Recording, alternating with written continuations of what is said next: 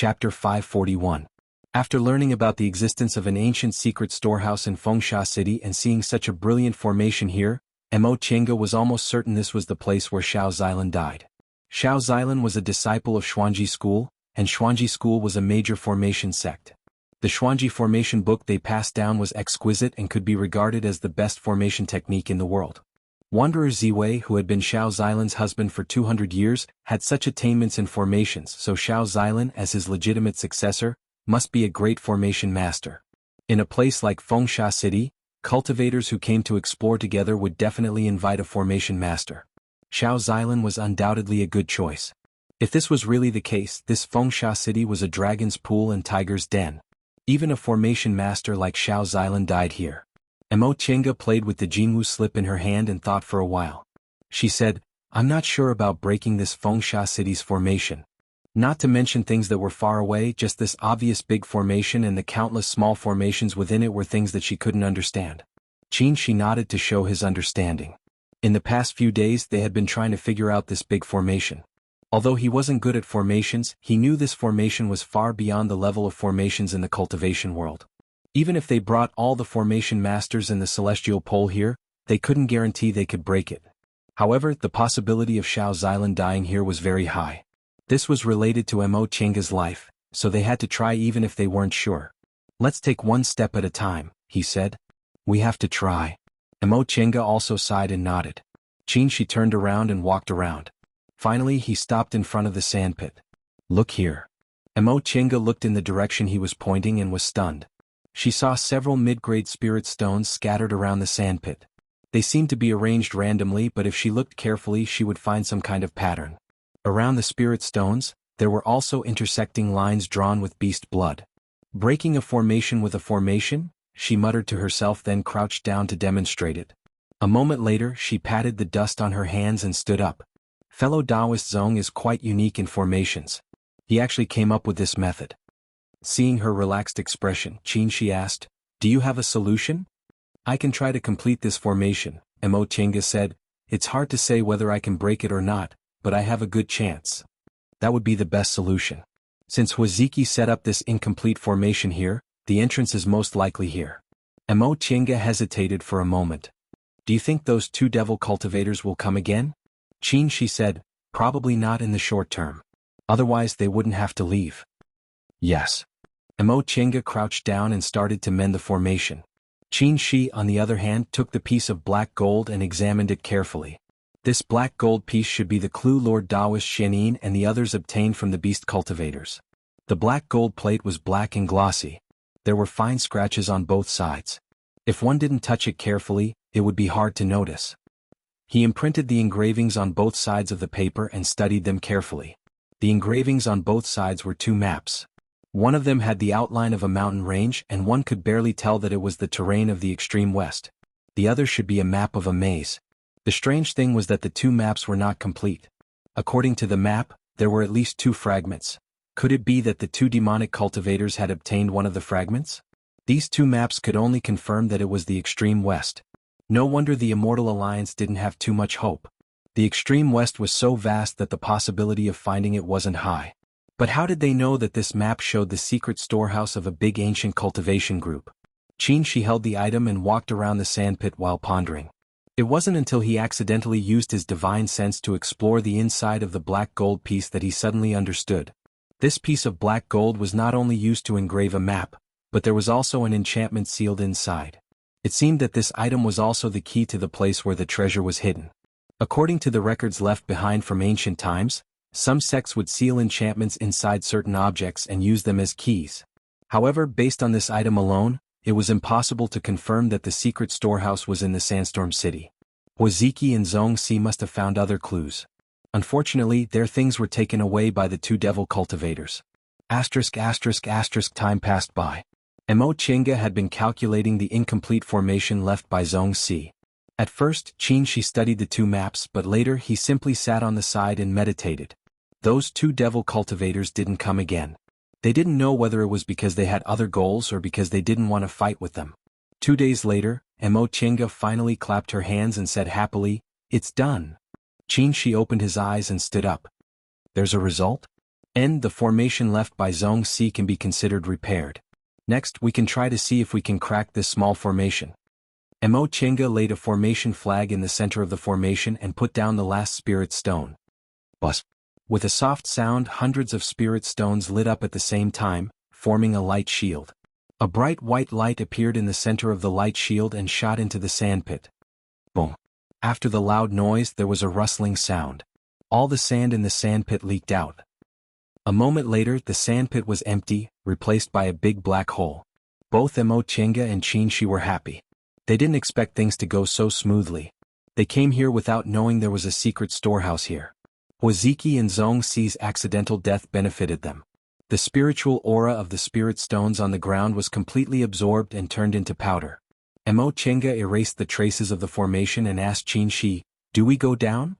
Qin Shi thought for a moment and said, "Put your puppet down first. Maybe there are some traps inside." She took out the jade bone puppet from her Chenkuan ring, put the crystal jade in it, and ordered it to jump into the hole. Boom boom boom boom. As soon as the puppet jumped in, several explosions rang out. Mo Chenga felt the puppet was hit by something and almost fell down. Fortunately, this puppet was made of incomparably solid nephrite holy spiritual jade, so it only swayed a bit before it steadily descended.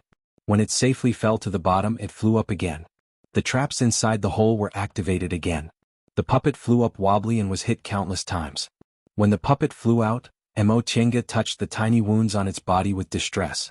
Fortunately, the white robe it wore was a defensive magic weapon, so these were just scratches and wouldn't affect its strength. She replaced the crystal jade that had used up all its spiritual power and ordered the puppet to jump down again. She repeated this several times until the traps inside no longer activated. "Okay, let's go down." And Qin Shi waved his arm. The three young real fire sword appeared and turned into several sword lights, surrounding the two of them. "Let's go." ****, young master. In another corner of Fengsha City, the maid named Hong Xiao asked, "Why don't we kill those two Dao cultivators?" She had been holding back this question for 2 days. With young master's personality, he should have killed anyone who got in his way, but this time he chose to avoid them. She knew young master's personality, so she didn't dare to ask him. Now, seeing that he was still cultivating unhurriedly, she couldn't help asking, "What's the hurry?" The male cultivator sat cross-legged to adjust his breath, not even opening his eyes. Hong Xiao bit her lip and said, "I'm afraid Castellan will think I'm incompetent." Upon hearing this, the male cultivator opened his eyes and raised his eyebrows. "You're quite frank." Hong Xiao lowered her head. "It's useless to lie in front of young master. I'd better be frank." "Ha!" The male cultivator laughed. "No wonder you could follow Shuang-er for so long and even made her break the rules to help you advance to the nascent soul realm. You're indeed a smart person." This, smart, wasn't a praise of her intelligence, but that she knew how to adapt to the situation. Hong Xiao lowered her eyes and felt a bit sad in her heart, but she didn't dare to show any expression and let him see it. She silently thought, although the Castellan's personality was cold, he was a straightforward person. Why was young master so gloomy? This male cultivator seemed to be in a good mood and explained, "The two Dao cultivators we killed had average strength, so it's fine if we killed them. The other two aren't easy to deal with." Hong Xiao wasn't sure if he was saying that she wasn't strong enough, so she carefully said, "It's all because I'm a burden to young master. It's not your fault. Even if you can win against that female cultivator, I'm not sure I can win against the other person." These words surprised Hong Xiao. Young master's supernatural power is amazing. If it wasn't a late nascent soul cultivator, who could make young master feel troubled? There are many geniuses, but I'm not the only one. The male cultivator had an emotional expression. "I thought that besides the great cultivators, no one in this world could be my opponent. It turns out that I underestimated others." Hong Xiao didn't speak. Now wasn't the time for her to speak. As he sighed, the male cultivator suddenly frowned and sneered. "It's another two juniors in the early stage of nascent soul. They're really daring." Hong Xiao also sensed that two people were flying over. The strange thing was that one was a devil cultivator and the other was a Dao cultivator. It was said that devil cultivators and Dao cultivators in the celestial pole were sworn enemies, so why would a devil and a Dao pair travel together? As she thought about this, the two people got closer and closer and appeared in their field of vision. Hong Xiao put her hands together and held her dagger together to guard against other people's attacks. One of the two people was relatively young and expressionless. He wore a green robe and carried a sword on his back. The other looked like a small old man with thin skin and black clothes. The former was a sword cultivator while the latter was a devil cultivator. The two people landed in front of them, and the four of them sized each other up warily. A moment later, the black-robed old man seemed to notice something and was the first to step forward. "Are the two of you from Yunzhong?" The male cultivator raised his eyebrows, and his hostility faded slightly. He looked at them. "You are?" The old man grinned and his face wrinkled. He pointed at the male cultivator's waist. "This fellow Taoist's belt has the symbol of Night Owl City embroidered on it." The male cultivator lowered his head and saw that his outer robe had been slightly blown open by the wind, revealing half a black mark. He couldn't help but look at this old man in a different light. The mark on his belt was very small, and under normal circumstances he wouldn't notice it at all. This old man was really attentive. He softened his tone and said, "Yes, we're indeed from Night Owl City. Who are you? What are you doing here?" The old man said, "This fellow Taoist and I are individual cultivators from Yunzhong. We came here to look for treasures." "Are you here to look for treasures?" Although Yunzhong and the Celestial Pole now had connections, this place was thousands of miles away from Yunzhong, and it was also incomparably desolate. Apart from looking for treasures, they didn't know what else they could do. The male cultivator didn't hide anything. "Yes." As he said that, he sized up the two people with his vigilance. "I wonder where you got the news that there's treasure here?" The next moment, his eyes widened in surprise because the old man took out something. It was a piece of black gold that was as big as a palm. Chapter 542. "This thing, where did you two get it?" the male cultivator asked coldly. The old man laughed. "It seems that your excellency also has a piece?" The male cultivator didn't say anything and just looked at them coldly. The old man put away the black gold piece, his smile disappeared, and he looked at them from the corner of his eyes.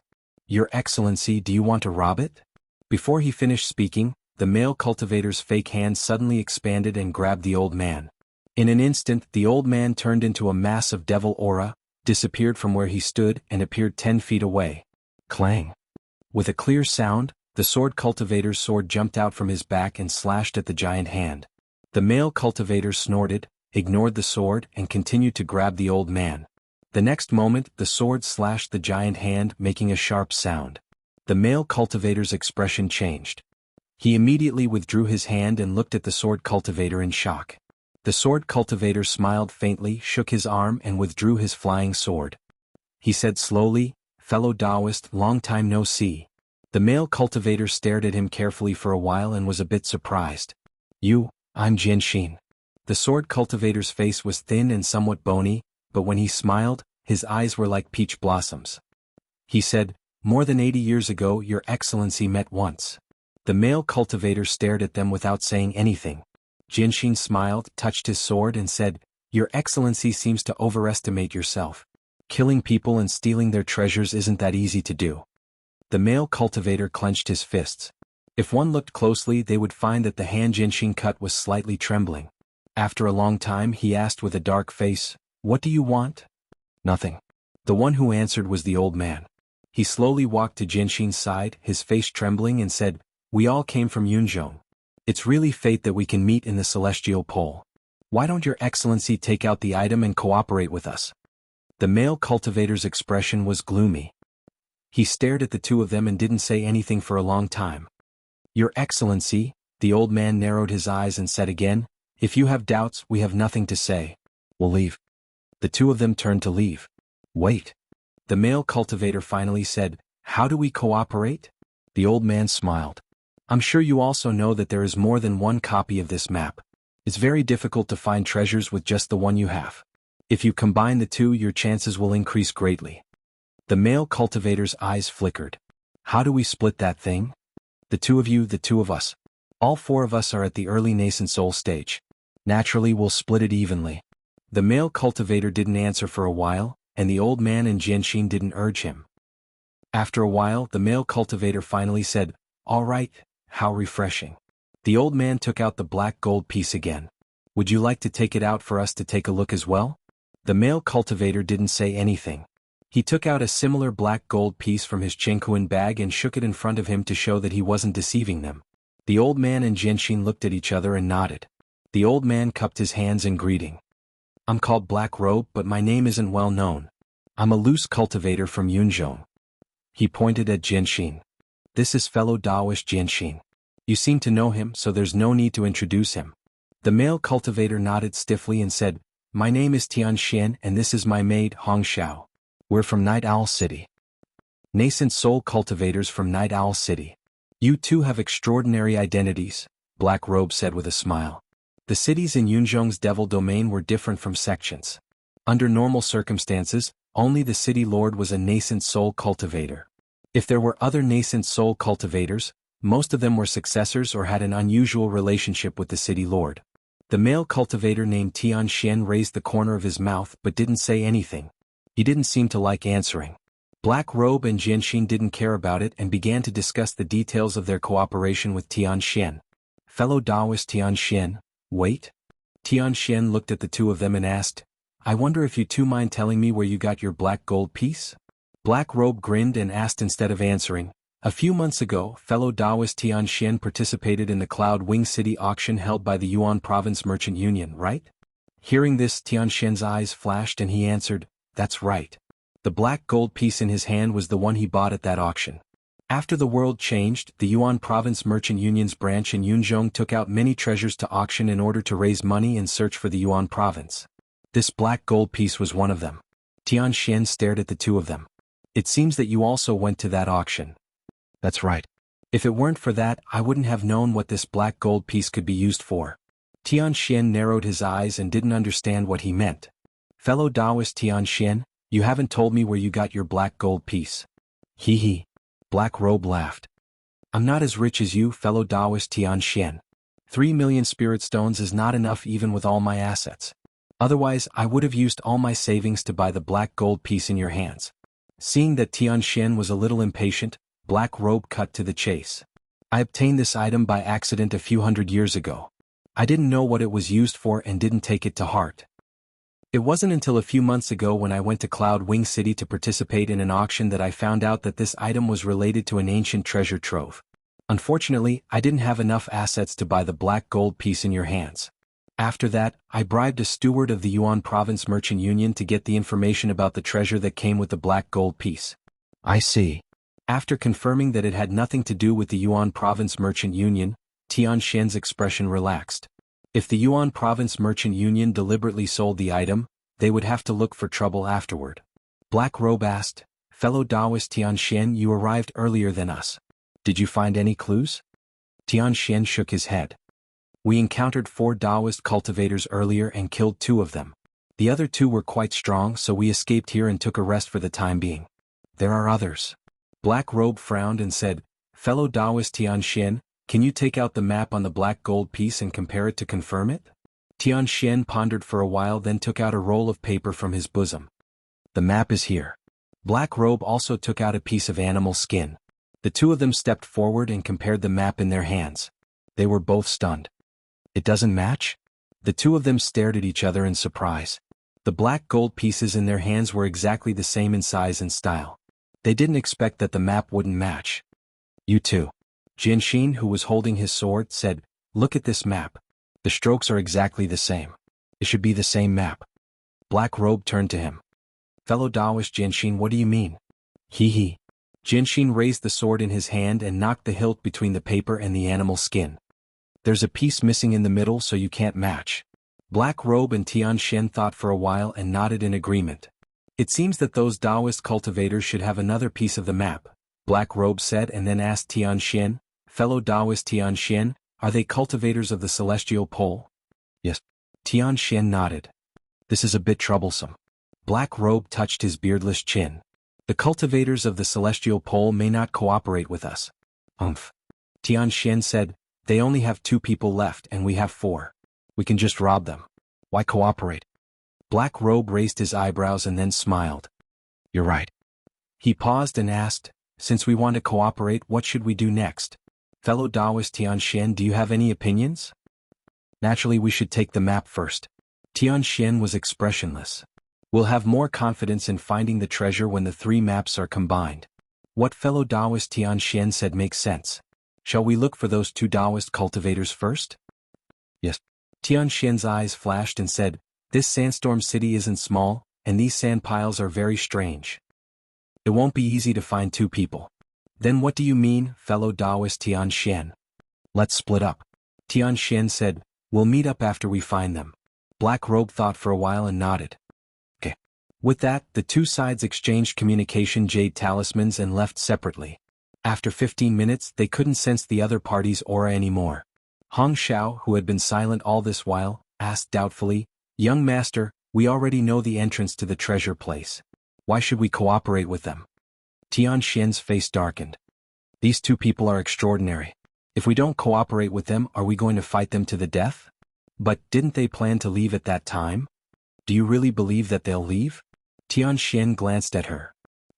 Don't underestimate nascent soul cultivators. If we don't agree at that time, they'll definitely plot against us in secret. Instead of being on guard against their plots, it's better to agree first. This way they won't make a move before they have the confidence to defeat me. I understand. Hong Xiao said, young master is doing this to stall for time. When the city lord arrives, we'll kill them all. Not bad. You're not too stupid. Hong Xiao bit her lips and lowered her head as she silently followed behind him. After walking for a while, Tian Xian sighed. I underestimated them. That celestial pole cultivator is fine, but even Yunzhong has such a hidden early-stage cultivator. That Jinxin is only 80 years old, but he's already so much stronger. On the other side, Black Robe and Jinxin were having a conversation. Why should we cooperate with them? Jinxin frowned and said, those two people are from Night Owl City. It's very likely that Demon Monarch Night Frost is behind them. When she arrives, how can we fight against a late-stage nascent soul cultivator? At that time, we'll have to obediently hand over the map in our hands. We might even lose our lives. You think I didn't think of that? Black Robe's voice changed. They want to stall for time, which means that Demon Monarch Night Frost won't arrive in a short time. I know where the entrance to the treasure place is. Why don't we follow their wishes and stall for time?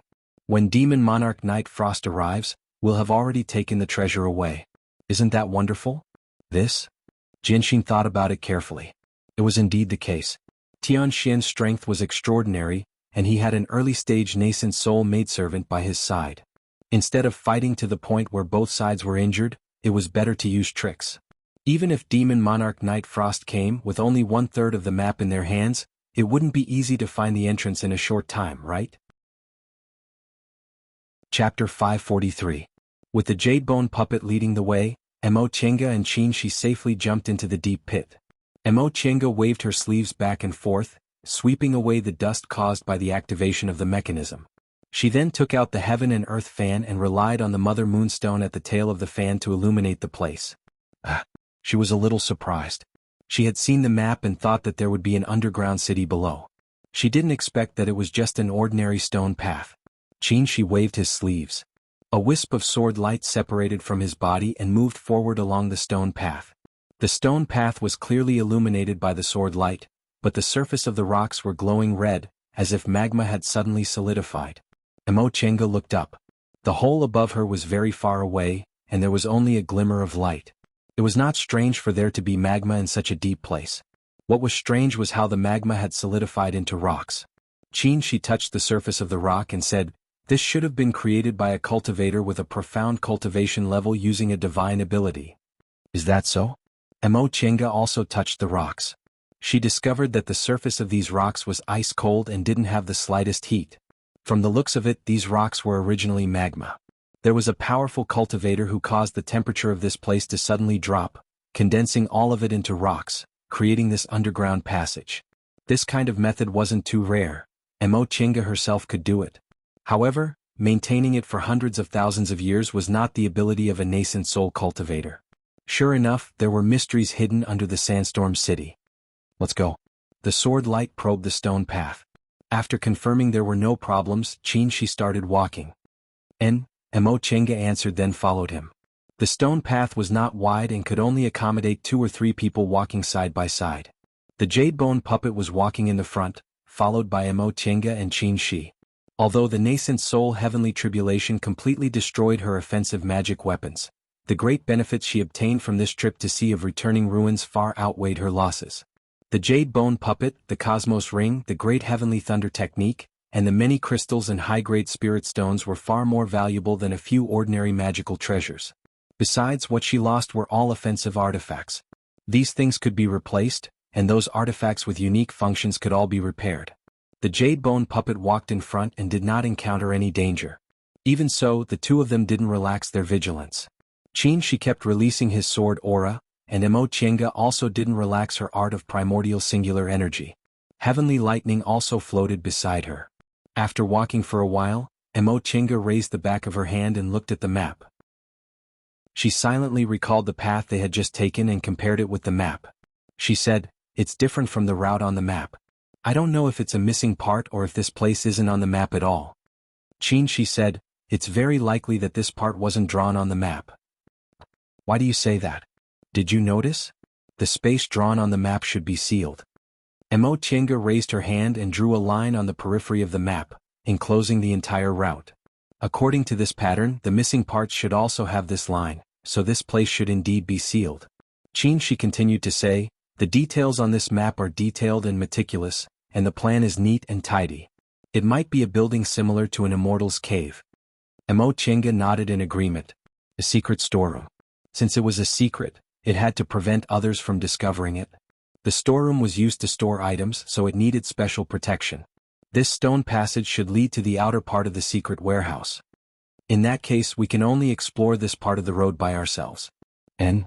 Qin, she paused for a moment, then asked, "Have you ever wondered why such a map would appear?" Emo was puzzled, not understanding what he meant.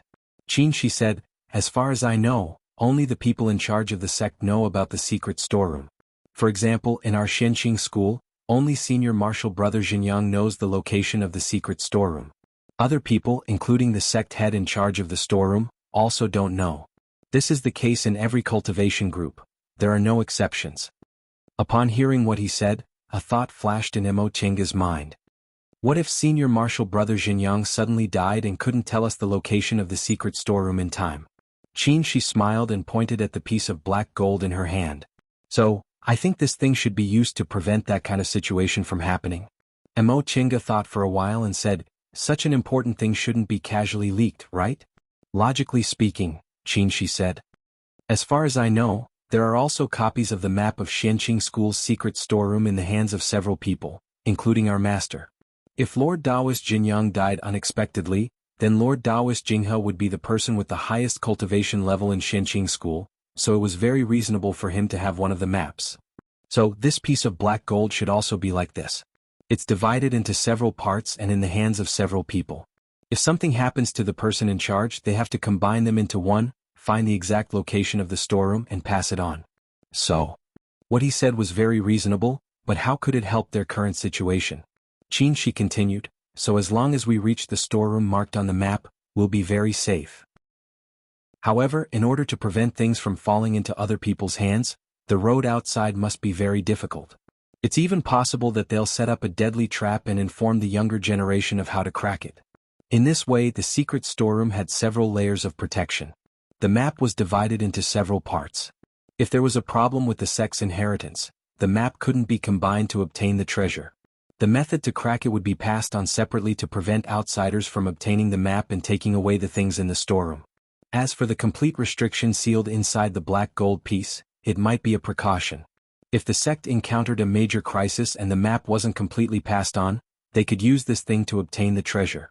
However, at that time, without the complete map, they would have to search for the treasure by fumbling around. Whether they could find it or not would depend on their gamble.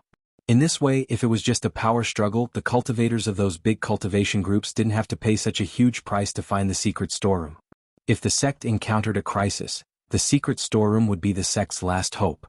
For them, finding this place already saved them a lot of time and effort. What they had to overcome was the danger on this road. In this case, there was still a problem. Senior martial brother, Emo thought for a moment, then said, "If this cultivation group is very strong and the person in charge has a very high cultivation level, or even is about to ascend, doesn't that mean we can't crack this road with our strength?" Qin, she smiled. "Did you forget?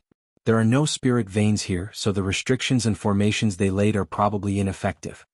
Emo said, "But what if they're good at mechanisms? Even if they're mechanisms, their power can't always remain the same, right?" Emo thought for a moment. Mechanisms could indeed be preserved for a very long time. The mechanisms in the Sea of Returning Ruins were proof. However, with the passage of time, the mechanisms were likely to become loose. Although they could still function, their power would decrease. Moreover, mechanisms relied on materials. Mechanisms that could be preserved for such a long time needed extremely precious materials, so they couldn't be made without limit. With this thought, her confidence in this trip increased greatly. Moreover, she thought of another aspect. Wanderer Ziwei knows mechanisms, so presumably, Senior Xiao Xilan also knows mechanisms. If she really came here, the mechanisms in front must have been cracked. Moreover, she was confident that her mechanical technique was much stronger than Xiao Xilan's. Even in the profound secret sect, the mechanical technique that was passed down was just the tip of the iceberg. The inheritance that she obtained from the Returning Ruins Sea's secret land was the true ancient mechanical technique. Things went as they expected. Along the way there was no danger. Many of the restrictions and formations had lost their effectiveness. Even if they hadn't lost their effectiveness, they didn't have much power. As for mechanisms, there were indeed mechanisms, but most of them had been destroyed. Because of this, the two of them were even more certain that someone must have been here, and it was very likely Xiao Xilan's group. Half a day later, the two of them walked through the outermost stone passage and suddenly saw a wide open space. Emo Chenga looked around. The place in front of them looked more like an immortal's cave.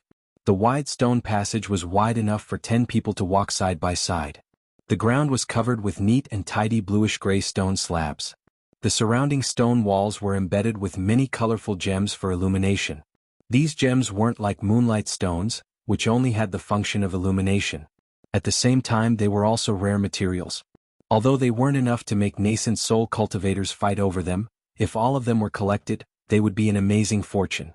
If they were ordinary treasure hunters, coming here and taking away the gems could be considered a worthwhile trip. However, this wasn't their goal. Looking at the whole stone passage filled with gems, Emo Chenga and Qinshi's eyes were filled with amazement, but they didn't have any greed. What amazed them was that although these gems weren't rare treasures, ordinary people couldn't collect so many of them. It seemed that the sect this secret storehouse belonged to was quite powerful. They weren't greedy because they had seen a lot of spiritual treasures. These materials weren't that precious to nascent soul cultivators. We have to be careful, Qinshi said. Emo Chenga nodded lightly and let the jade bone puppet walk in front. There were traces of embedded gems at the front of the stone passage, but there were no gems, so they must have been taken away. These traces only lasted for 3 to 5 meters before they stopped abruptly. There was even half a gem that hadn't been dug out. It was very likely that something happened when they dug it out. Therefore, this part of the road might be dangerous. Following behind the puppet, the two of them stepped on the stone slabs and slowly walked forward. After walking for 3 to 5 meters, the puppet stepped on a stone slab. Suddenly, the ground shook slightly and the slab under its feet turned over. The two of them were very cautious and immediately retreated. At the same time, Emo Chenga controlled the jade bone puppet to fly in the air. By the time the two of them stood still, the stone slabs on both sides of the stone passage had disappeared. The stone slab in the middle of the passage also disappeared. Emo Chenga looked down and her scalp suddenly went numb. Underground fire was burning under this stone passage, and between the fire, there were densely packed fire ants crawling all over it. This kind of fire ant fed on fire and was born with spiritual aura. One wasn't that powerful. Even a small aura refining cultivator could kill them, but if there were thousands of them, even a nascent soul cultivator might not be able to deal with them. The two of them protected their bodies with spiritual aura and held magic weapons in their hands, ready to fight. Chapter 544. Countless fire ants rushed up like a tide, bringing with them a gush of blazing fire spiritual aura. The earth fire here wasn't the highest grade of extreme young real fire, but it wasn't too bad either. Emo Chenga thought that there was no spiritual aura on the ground of Fengsha City, so she didn't expect there to be spiritual fire deep underground. There must be a spirit vein here, but it was small and deep underground, so there was no spiritual aura on the ground. Buzz. With a buzzing sound, Qinshi's 3 young real fire sword turned into countless small swords and attacked the fire ants. Wherever the swords went, the fire ants retreated one after another. Emo Chenga made a hand seal, then her whole body flashed with lightning and she also rushed forward. Among all kinds of spells, fire was the most destructive and lightning was the most powerful. With 1 fire and 1 lightning, most of the fire ants were killed in no time. The two of them walked on the stone slab in the middle and slowly walked forward. They fought as they walked. 2 hours later, the two of them crossed the stone path and arrived at a stone room. As soon as the two of them stepped into the stone room, they heard the sound of chi-chi. The stone slabs that had been flipped over had all been flipped over, and the fire ants had disappeared. Seeing this, Chenga sighed. It can still recover after it's activated. This mechanism is really amazing. She didn't answer. He stared at the stone path for a long time without moving. Seeing this, Chenga pulled his sleeve. Senior Marshal Brother? She regained his composure and said, did you notice that as soon as the mechanism was activated, spiritual aura leaked out? There's spiritual fire here, so there's naturally a spirit vein. Since there's a spirit vein, the restrictions here are probably still intact. Chenga had thought of this before, but she wasn't worried. It doesn't matter. The spiritual aura on the Spirit Mountain in Returning Ruins Sea is so abundant that the restrictions are still weakened. This is just a small spirit vein. Even if the restrictions are still intact, they should be easy to break. She thought about it and nodded in agreement. The two of them rested for a while and were about to start again when they suddenly heard rustling sounds behind them. They turned around and saw the stone slab was turned over again. Chenga was surprised. What's going on? They already passed this stone path. Why was the mechanism activated again? Someone's coming. She's divine sense had already detected other people's breaths. They're both in the early stage of the nascent soul realm. Could it be that those two devil cultivators have already arrived? No, that's not right. One Taoist and one demon, not those two. The two of them looked at each other in confusion. There were only two Taoist cultivators and Huaziki. Huaziki and Zhongxi were already dead. How could there still be Taoist cultivators? Could it be that people from the Sandstorm City had come again? One Tao and one devil? Chenga was bewildered. Could it be that the male cultivator brought someone else here? Those two demonic cultivators were obviously not as strong as them. Maybe the male cultivator had found some helpers. The far west was so far away, but they found helpers so quickly. Could it be that their partners were behind them? It's all right. Upon seeing Chenga's questioning gaze, she shook his head lightly. As long as they're in the early stage of the nascent soul realm, they're probably not my match. With the vermilion bird bow, he was now able to go toe-to-toe with late-stage cultivators. No matter how powerful early-stage cultivators were, there was no way they could match late-stage cultivators. For example, Jing Xingji was a sword cultivator who practiced ancient secret techniques. He could be said to be a top-notch existence among early-stage cultivators, but he was only a bit stronger than ordinary middle-stage cultivators. He was far from being a match for late-stage cultivators. Seeing how confident he was, Chenga didn't say anything. She thought for a moment, then said, these two people not only killed Huaziki and Zhongxi, but they also found their way here. Could it be that their goal is also this secret storehouse? It's very likely. One secret storehouse is already enough in Sandstorm City. It's impossible for there to be too many secret places. After a pause, he suddenly thought of something and said, if they really came for the secret storehouse, I'm afraid they also have a map. Understanding the meaning behind his words, Chenga said, should we wait here and rob them? She smiled. That'll save us a lot of trouble. Chenga thought about it and also smiled. All right. They attacked first, so they can't blame us. She glanced around and didn't find any danger, so he found a corner and sat on the ground. Let's recover our spiritual aura first, then we'll strike first. Chenga also looked around and chose a place. She let the puppet hold the Fuxing sword and lay in ambush on the side. Then she arranged a spirit-concealing formation and also sat down. This stone path was very long. The divine sense of early-stage cultivators couldn't spread to this far, so those two people probably hadn't found them yet. 4 hours later, the sound of spells being cast came closer and closer. Chenga opened her eyes and saw that she had stopped adjusting his breath and was listening attentively. When he saw her opening her eyes, he raised his index finger and signaled her to be quiet. To avoid alerting the enemy, they didn't use their divine senses to monitor the situation. At that moment, they only heard the sound of spells being cast getting closer and closer, mixed with the sound of light footsteps. These two people have extraordinary strength. She said through his divine sense, they came here in such a short time.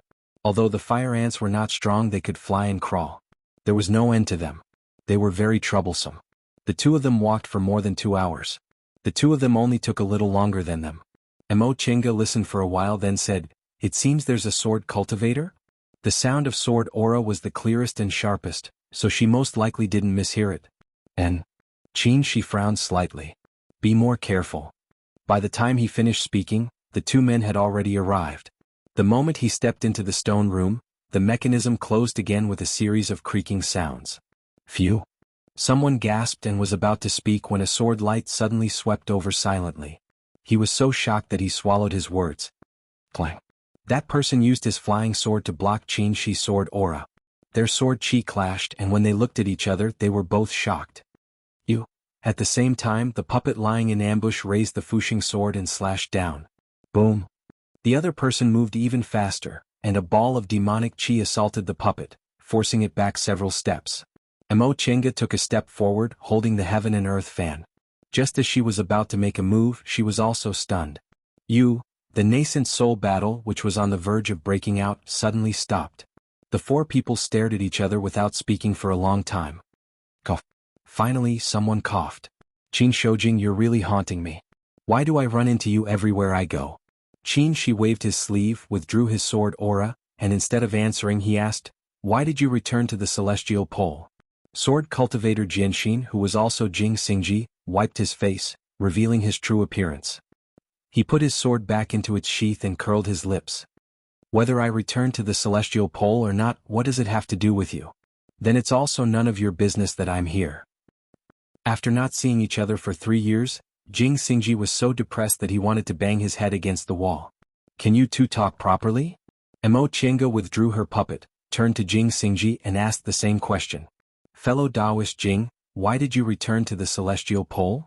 Facing Mo Chenga, Jing Xingji put away his rebellious nature and answered, I have nothing to do in Yuanzhou, so I went back to the celestial pole. He looked at Qin Shi and Mo Chenga in bewilderment. What are you doing?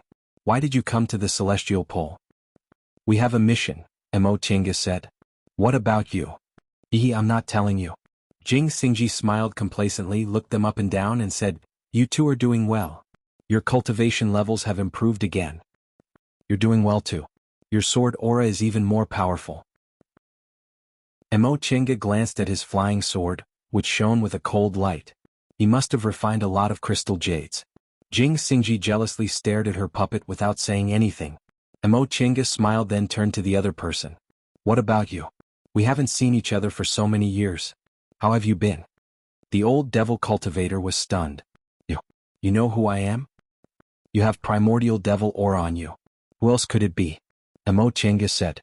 There were only a few people who practiced the primordial devil art. Mei Feng was dead, Yang Qingji didn't know how to disguise himself, and Master Song Feng was already in the late nascent soul realm. She didn't believe she would run into another person who practiced the primordial devil art. The answer to who this person was obvious. The old man's eyes flashed. He reached out to his chin and peeled off a layer of soft skin mask. Under the mask was a young and delicate face. Long time no see, Nie Wushang said. Her voice was clear and pleasant, no longer hoarse and old. Mo Chenga was about to say something when she was surprised. Your voice. In the past, not only was Nie Wushang's voice hoarse, but she also spoke ventriloquism. How come now? Nie Wushang smiled and said, I've advanced to the nascent soul realm. Mo Chenga was stunned, but then she suddenly understood. Once a person advanced to the nascent soul realm, their body could be reconstructed. She couldn't speak before, so she must have been injured somewhere. Now that she could speak, she must have recovered after she advanced to the nascent soul realm. Upon seeing Nie Wushang's sincere smile, Mo Chenga said sincerely, Congratulations. She was congratulating Nie Wushang for advancing to the nascent soul realm and also congratulating her for getting rid of the shadow of the past. When they met in Yunzhong, Nie Wushang psychologically got rid of Master Song Feng.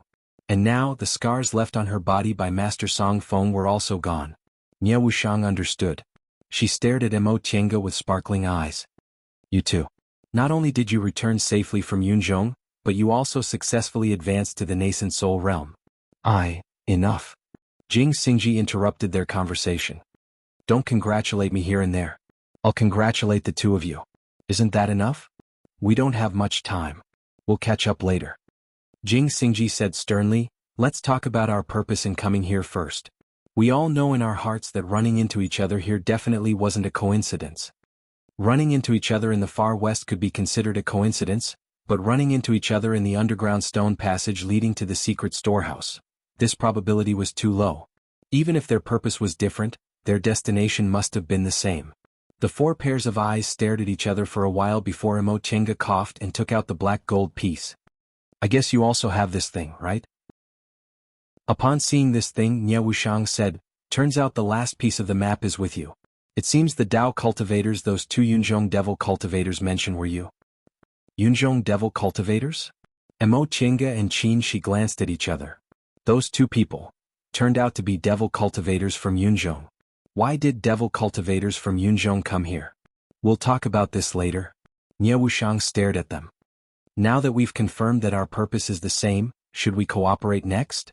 Is there a need to ask? Immerse said, if I don't cooperate with you, should I cooperate with those two devil cultivators? They also have the map, right? Nie Wuxiang smiled. Alright, then let's compare the map first and see how we can cooperate. Chapter 545. The two of them took out a pair of maps. Sure enough, they were connected together except for the bottom piece. Two pieces are missing one piece.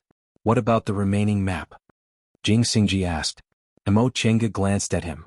If you want to snatch it, just say it. We all know what kind of person you are, so you don't need to pretend. Jing Xingji coughed and said, it might not be appropriate to snatch it now. Qin Shi looked at him and asked, what do you mean? We're in the celestial pole and they're only in the early stage of the nascent soul realm. What's wrong with snatching it? It wouldn't be a problem if there were only two of them, but we speculate that they're probably followed by a cultivator in the late stage of the nascent soul realm. A cultivator in the late stage of the nascent soul realm? Immerse and Qin Shi looked at each other in surprise. What's their background? They're from Nighthawk City, Nie Wuxiang answered. Nighthawk City? Immerse thought for a moment. Is it Devil Monarch Night Frost? It's just a guess, Nie Wuxiang said. You've been in Yunzhong for a long time, so you should know that there's usually only one nascent soul cultivator in a devil city. She didn't finish, but Immerse already knew what she was implying. Yes, it seems these two people have an unusual relationship with Devil Monarch Night Frost. Nie Wuxiang continued, so we think Devil Monarch Night Frost is probably following them for such an important matter. A secret storehouse was a temptation even cultivators in the late stage of the nascent soul realm couldn't refuse. If they weren't acting on their own, Devil Monarch Night Frost would definitely come. Qin Shi nodded and looked at Jing Xingji. So, do you think if we snatch their map now we won't have a chance to turn back when Devil Monarch Night Frost comes? If you're sure you can defeat a cultivator in the late stage of the nascent soul realm, forget what I said. Jing Xingji shrugged and said very straightforwardly. Qin Shi didn't answer immediately. Instead he pondered for a while and said slowly, I can fight a cultivator in the late stage of the nascent soul realm, but I might not be able to win. Protecting myself shouldn't be a problem. What if they disregard everything and risk their lives to kill us? Jing Xingji asked again. After a moment of silence, Qin Shi said faintly, that'll depend on your own luck. Not to mention anything else, great cultivators in the late nascent soul realm had been stuck in the nascent soul realm for hundreds or even thousands of years. Their natal magic weapons and unique divine abilities had been nourished and cultivated for countless years. The advantages accumulated over such a long period of time were no small matter. Even though Qin Shi was known as a genius and had many fated chances, he still wasn't their match. After all, which cultivator who cultivated to the late nascent soul stage was not a genius? Who didn't have fortuitous encounters? Qin Shi glanced at him. What do you mean by that? Jing Xingji rubbed his nose and said, I'm just suggesting a possibility. That Night Frost Demon Monarch is a woman, and women tend to be emotional even if they've cultivated to the nascent soul realm. Why are you all looking at me? Immerse withdrew her gaze as if nothing had happened, but Nie Wuxiang let out a humph. Then what do you think? Qin Shi asked. Jing Xingji said, I think that before the matter is clear, we should pretend that we don't know each other and propose a three-way cooperation. It won't be too late to decide after we find the storehouse. If they found the storehouse smoothly, it didn't matter whether they snatched the map or not. If those two devil cultivators played tricks on the way, the four of them could just kill them. As for Night Frost Demon Monarch, if she really came later, they could just save some trouble and give up some treasures. The four of them weren't insatiably greedy people. If Night Frost Demon Monarch wanted to turn hostile, they wouldn't stop her unless she attacked indiscriminately. If the four of them worked together, they might have a fighting chance. Qin Shi was the first to agree, and Immerse also said she had no objections. As for Nie Wuxiang, she should have discussed it with Jing Xingji. After the four of them reached an agreement, they continued to move forward while talking about what happened after they parted. Mo Chinga sent Nia Wushang a voice transmission. How did you get together with Jing Xingji? Nia Wushang gave her a helpless look and also sent her voice transmission. I ran into him by chance. She then talked about what happened after they parted. When they parted in Guifang City, Mo Chinga traveled in Yunzhong while Nia Wushang concentrated on refining primordial devil aura. The primordial devil aura she swallowed was Mei Feng's preparation to directly advance from the early stage to the late stage. Although it wasn't complete, the energy it contained couldn't be underestimated. It was enough for her to advance from the core formation realm to the nascent soul realm. After Mo Chinga left, she entered closed-door meditation for more than 40 years and advanced to the nascent soul realm in one fell swoop. Mo Chinga did some calculations. Nia Wushang advanced to the nascent soul realm only a few years after she formed her nascent soul. Nia Wushang didn't hear about what happened in the Sea of Returning Ruins until she came out of closed-door meditation. This was a major event in the cultivation world of Yunzhong. It was related to most of the nascent soul cultivators in Yunzhong and various big forces. Low-level cultivators didn't know much about it, but high-level cultivators knew everything. Nia Wushang felt sad when she learned Mo Chinga was locked in an independent space and probably couldn't come out. But in less than 2 years she heard Mo Chinga not only left the secret place in the Sea of Returning Ruins safely, but also advanced to the nascent soul realm and turned Yunzhong upside down because of her nascent soul tribulation. Mo Chinga asked, "What happened to Yunzhong after that?" "I went to Yuan province after the heavenly tribulation. After I came back I've been in closed-door meditation. I only came out not long ago, so I haven't had time to inquire about what happened in Yunzhong." This question made Nia Wushang laugh gloatingly. "You definitely don't know how big of a trouble you've caused." What? Mo Chinga didn't understand. Her nascent soul tribulation only destroyed most of the sea beasts in that area of the sea, but it didn't matter to Yunzhong. There were many demonic beasts in the Sea of Returning Ruins.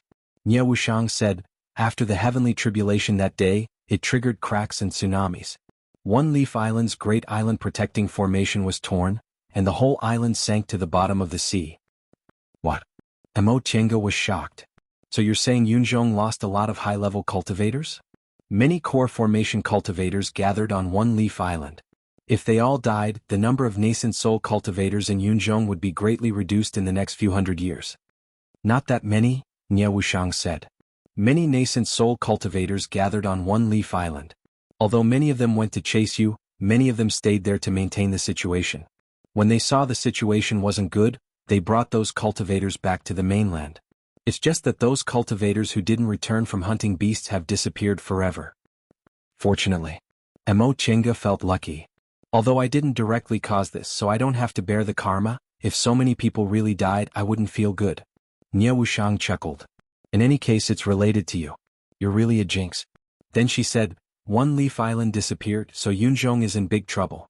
You also know that most of the resources of Yunzhong's high-level cultivators come from One Leaf Island. Mo Chinga nodded. In that case Yunzhong hasn't been very good these past few years. Yes.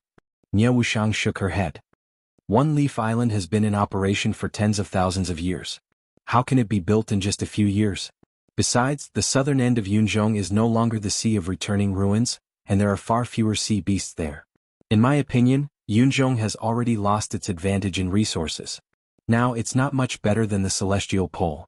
Speaking of spiritual lands, the Celestial Pole also had a lot of them, but they lacked the resources of the sea compared to Yunzhong. Now that Yunzhong lost One Leaf Island and was no longer connected to the Sea of Returning Ruins, it no longer had an advantage.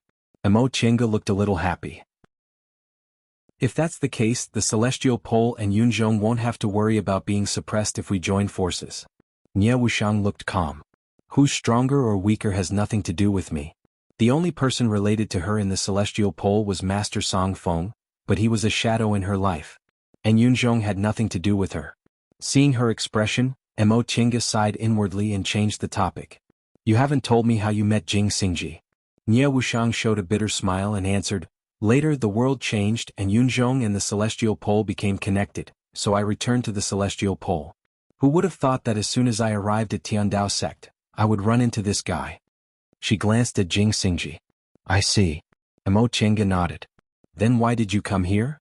Nia Wushang lowered her head and fiddled with the black gold piece in her hand. After a long time she finally said, I stole this thing from my master. Mo Chinga was stunned and extremely surprised. Could it be that the fated chance Master Song Feng obtained was here? Sure enough, Nie Wushang's next words confirmed her guess. Back then what my master obtained from Demonic Mountain was precisely this thing and a complete map. Maybe his luck came and he found this place according to the map. The restrictions in this place had already been cracked, so he found his way inside without any mishaps and obtained the primordial devil great art.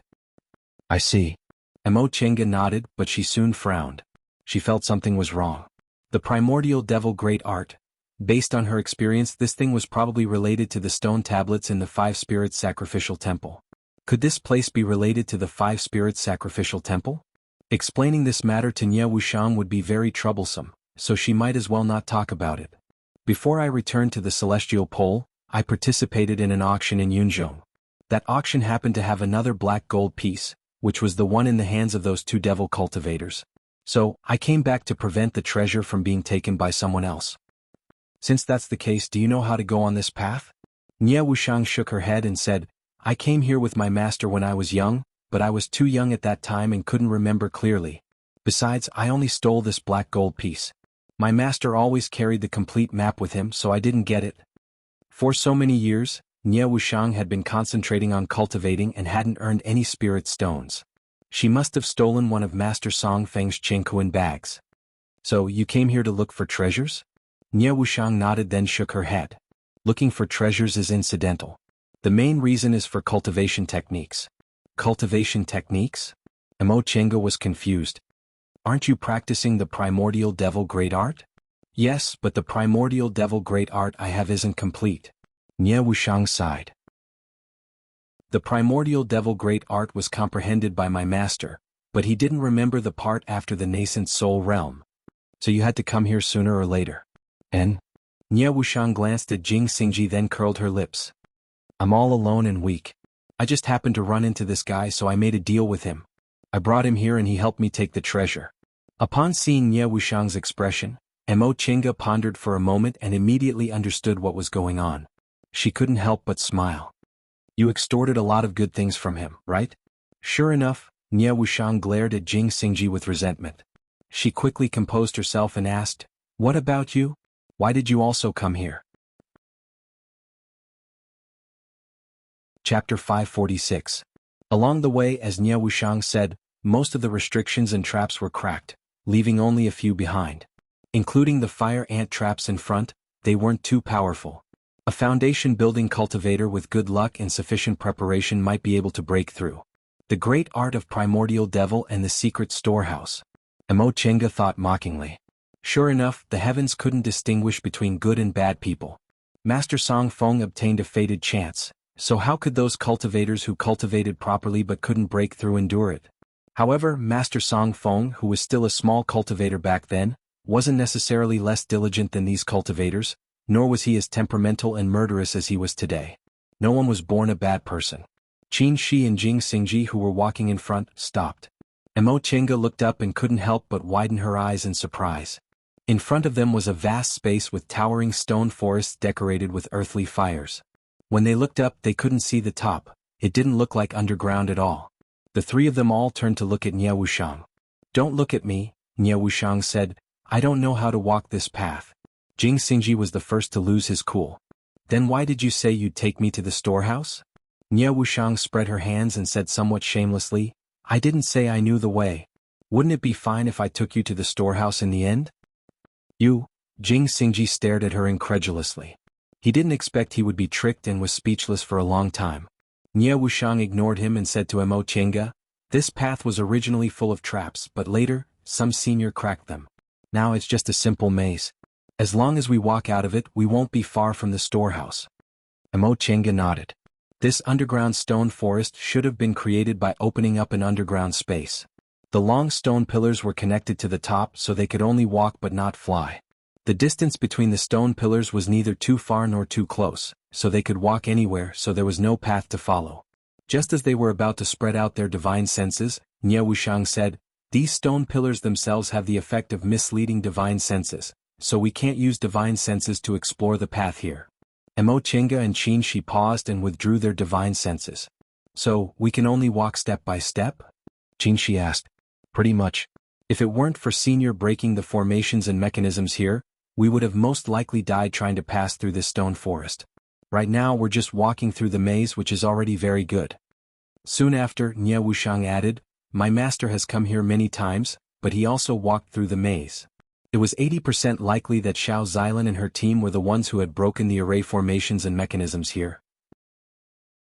Mo Chenga thought to herself.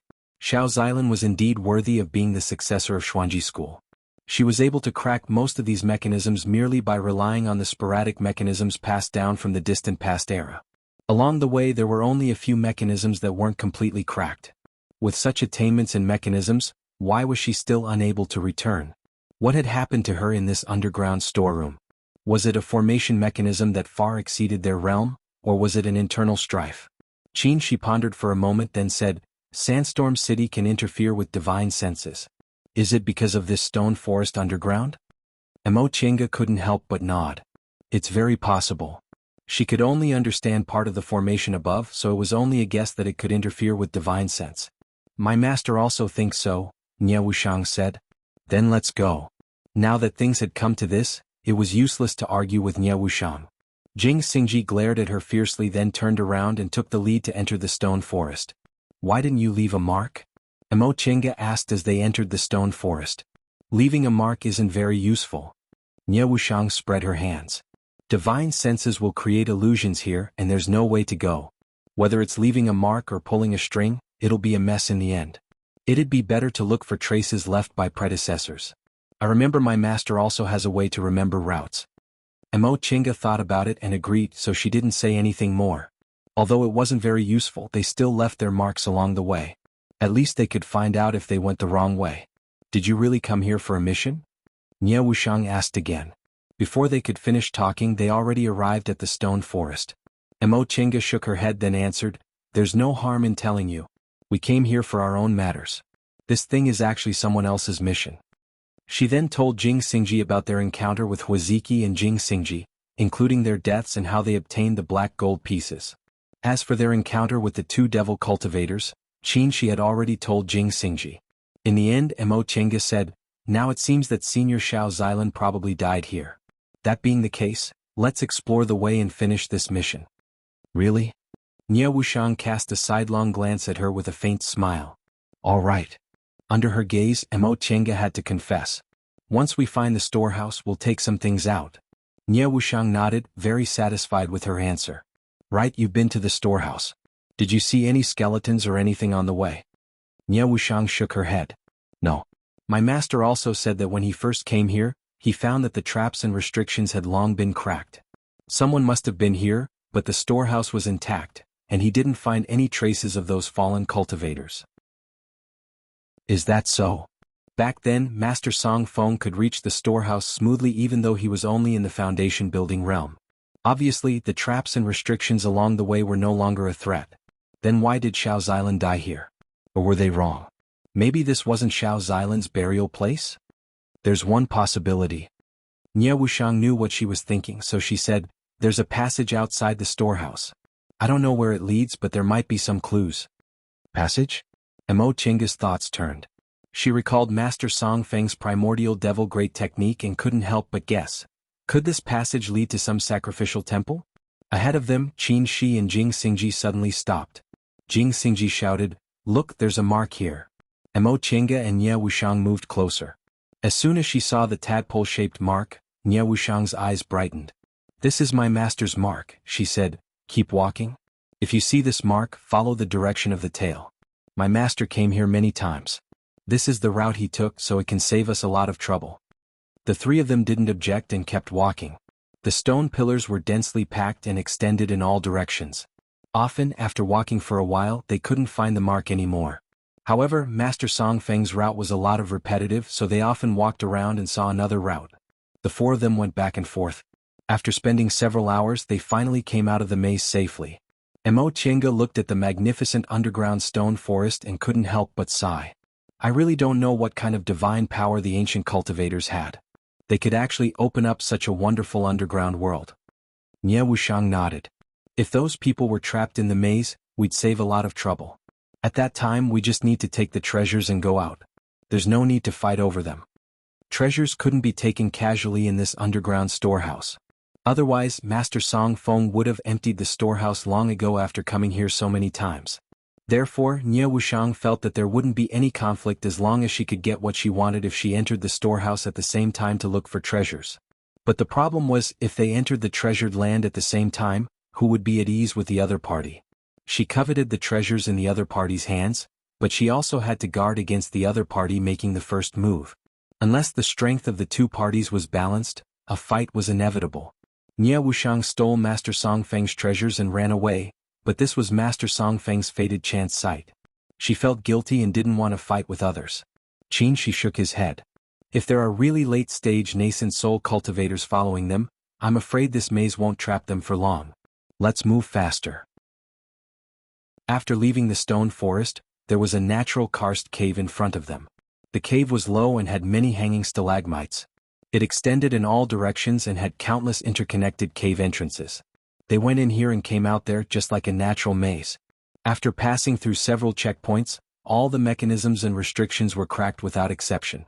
The four of them arrived at the entrance of the storehouse without any danger. However, when they looked at the storehouse, Mo Tiange, Qin Shi, and Jing Xingji all doubted their eyes.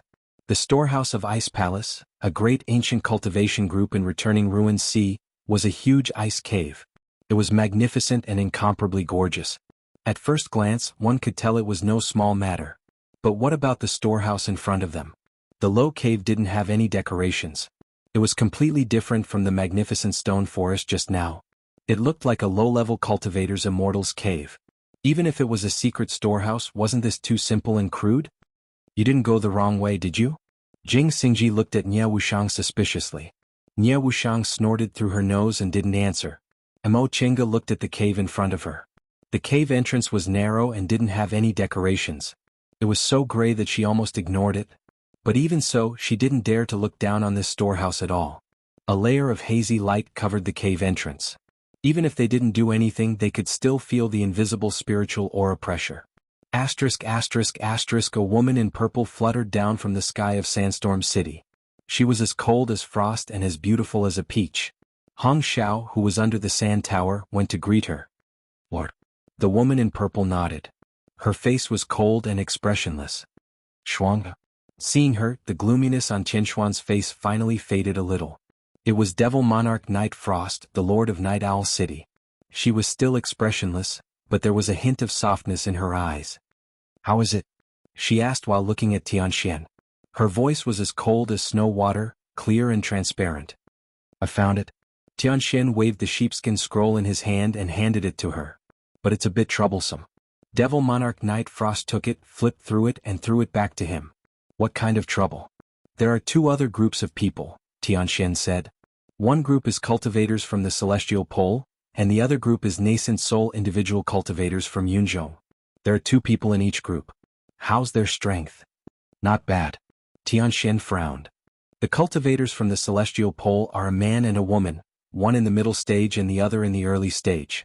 I fought with the one in the middle stage and I wasn't his match. As for the one in the early stage, Hong Xiao couldn't do anything to him. The two individual cultivators from Yunzhong are both in the early stage.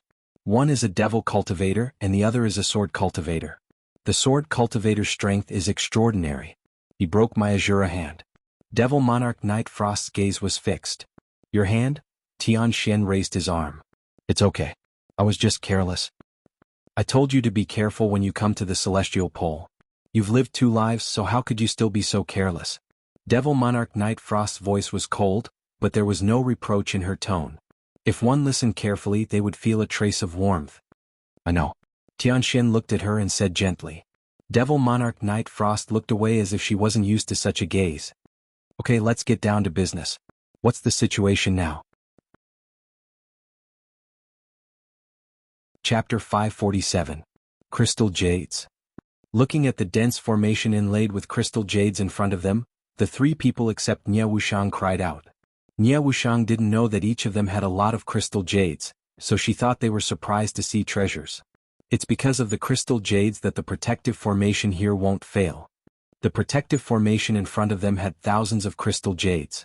Even in the Middle Ages, it was still a great fortune. Unfortunately, this formation was very profound. There was no way to crack it or take it down. The three people quickly calmed down. Jing Xingji asked, "What's next?" "What's the hurry?" Nie Wuxiang walked forward. There was a small groove in the center of the protective formation. Nie Wuxiang took out the black gold piece and gently put it down. Boom. The originally hazy light barrier suddenly lit up. The transparent light wall dispersed and turned into specks of dust, forming a white light curtain. "Let's go in." Nie Wuxiang took the lead and walked towards the light curtain. The light curtain seemed to be invisible, so Nie Wuxiang went through it without any obstacles. Seeing this, the three of them followed suit. As soon as they entered the cave, Mo Tiange couldn't help but narrow her eyes. The light from the surrounding spiritual treasures almost blinded the four people's eyes. Top-grade vast quartz stone. After adapting to the light in the cave, Jing Xingji glanced around and happily rushed forward. Although the Grand Spirit Stone was not too rare, it was an excellent material for nurturing swords. It was very popular among sword cultivators, and a small piece was worth thousands of spirit stones. But in this inconspicuous storeroom, the excellent Grand Spirit Stone was just casually piled up in the corner. Nie Wuxiang's lips curved when she saw his appearance, but she didn't say a word. In the next moment, with a buzzing sound, a white light shone, and Jing Xingji suddenly stopped moving forward. "What's that?" he shouted. Nie Wuxiang took pleasure in his misfortune. "If there weren't any restrictions, my master would have taken everything away long ago. Why would he wait until now?" Jing Xingji's face darkened, but he couldn't say anything. Nie Wuxiang felt very refreshed and said magnanimously, "There's nothing special about this restriction. Just break it by force." Upon seeing Jing Xingji silently attacking the restrictions with a sullen expression, Mo Tiange and Qin Shi smiled at each other, then moved to look for the things they wanted. This secret storeroom didn't contain any powerful Dharma treasures. Most of them were materials and elixirs. There were even spirit talismans at the soul formation stage and above to ensure that the spiritual qi wouldn't be lost. Mo Tiange gave it some thought and understood. The reason for the existence of the secret storehouse was that after the sect suffered a blow that was almost annihilated, they could still preserve a bit of incense and hope to restore the sect. Materials and elixirs were the foundation of cultivating disciples. With enough materials and elixirs, the sect would be able to grow rapidly. Magic treasures, on the other hand, were different. Without sufficient cultivation, one would not be able to unleash the power of magic treasures. Just having magical treasures without cultivation was like a tree without roots, water without a source. It could not last long. The possibility of them finding a powerful magic treasure in this storeroom was very small. However, the materials in this storeroom were all rare top-quality materials. This trip was definitely a huge profit. Unfortunately, there were restrictions around these materials, so he could only take one or two. Before long, Qin Shi took a fancy to a piece of Xian Fire Jade Essence. This piece of Xian Fire Jade Essence was 2 feet high. It was fiery red and crystal clear. Although it was half a foot long, he could still clearly see the scene on the other side. Xian Fire Jade Essence was a top-grade material used to refine fire attribute magic treasures. Back then, a piece of Xian Fire Jade Essence produced in Immortal's ruins almost caused many nascent soul cultivators to fight for it. Even Master Song Feng took action, which showed how precious it was. The quality of this piece of Xian Fire Jade Essence was similar to the one produced in Immortal's ruins, but its size was several times bigger. Qin Shi summoned the 3-yang real fire sword and said to Mo Tiange, "You look for it first. If you see something you like, call me." Mo Tiange nodded and walked away alone. Although there were many materials in this storeroom, there was nothing she particularly wanted. She had decided not to refine other offensive magic treasures. She had the Fan of Heaven and Earth and the Fuxing Sword in her hands, as well as the Great Heavenly Thunder technique. Although auxiliary magic treasures were damaged by the heavenly tribulation, they could be repaired, so there was no need to refine them. As for medicinal pills, that was what she lacked the least. A moment later, she stopped in front of an item. It was a crystal the size of a fist. It was transparent and looked like a crystal. At first glance, it was a solid object, but when she stared at it carefully, she saw that it seemed to have water ripples. After staring at it for a while, she saw a dense mist. The strangest thing was that this thing actually didn't have spiritual aura. Could it be an ordinary object? Mo Tiange muttered. She looked left and right and shook her head. This thing couldn't be an ordinary object. The restrictions around it were even more advanced than those of those precious materials, so how could it be an ordinary object?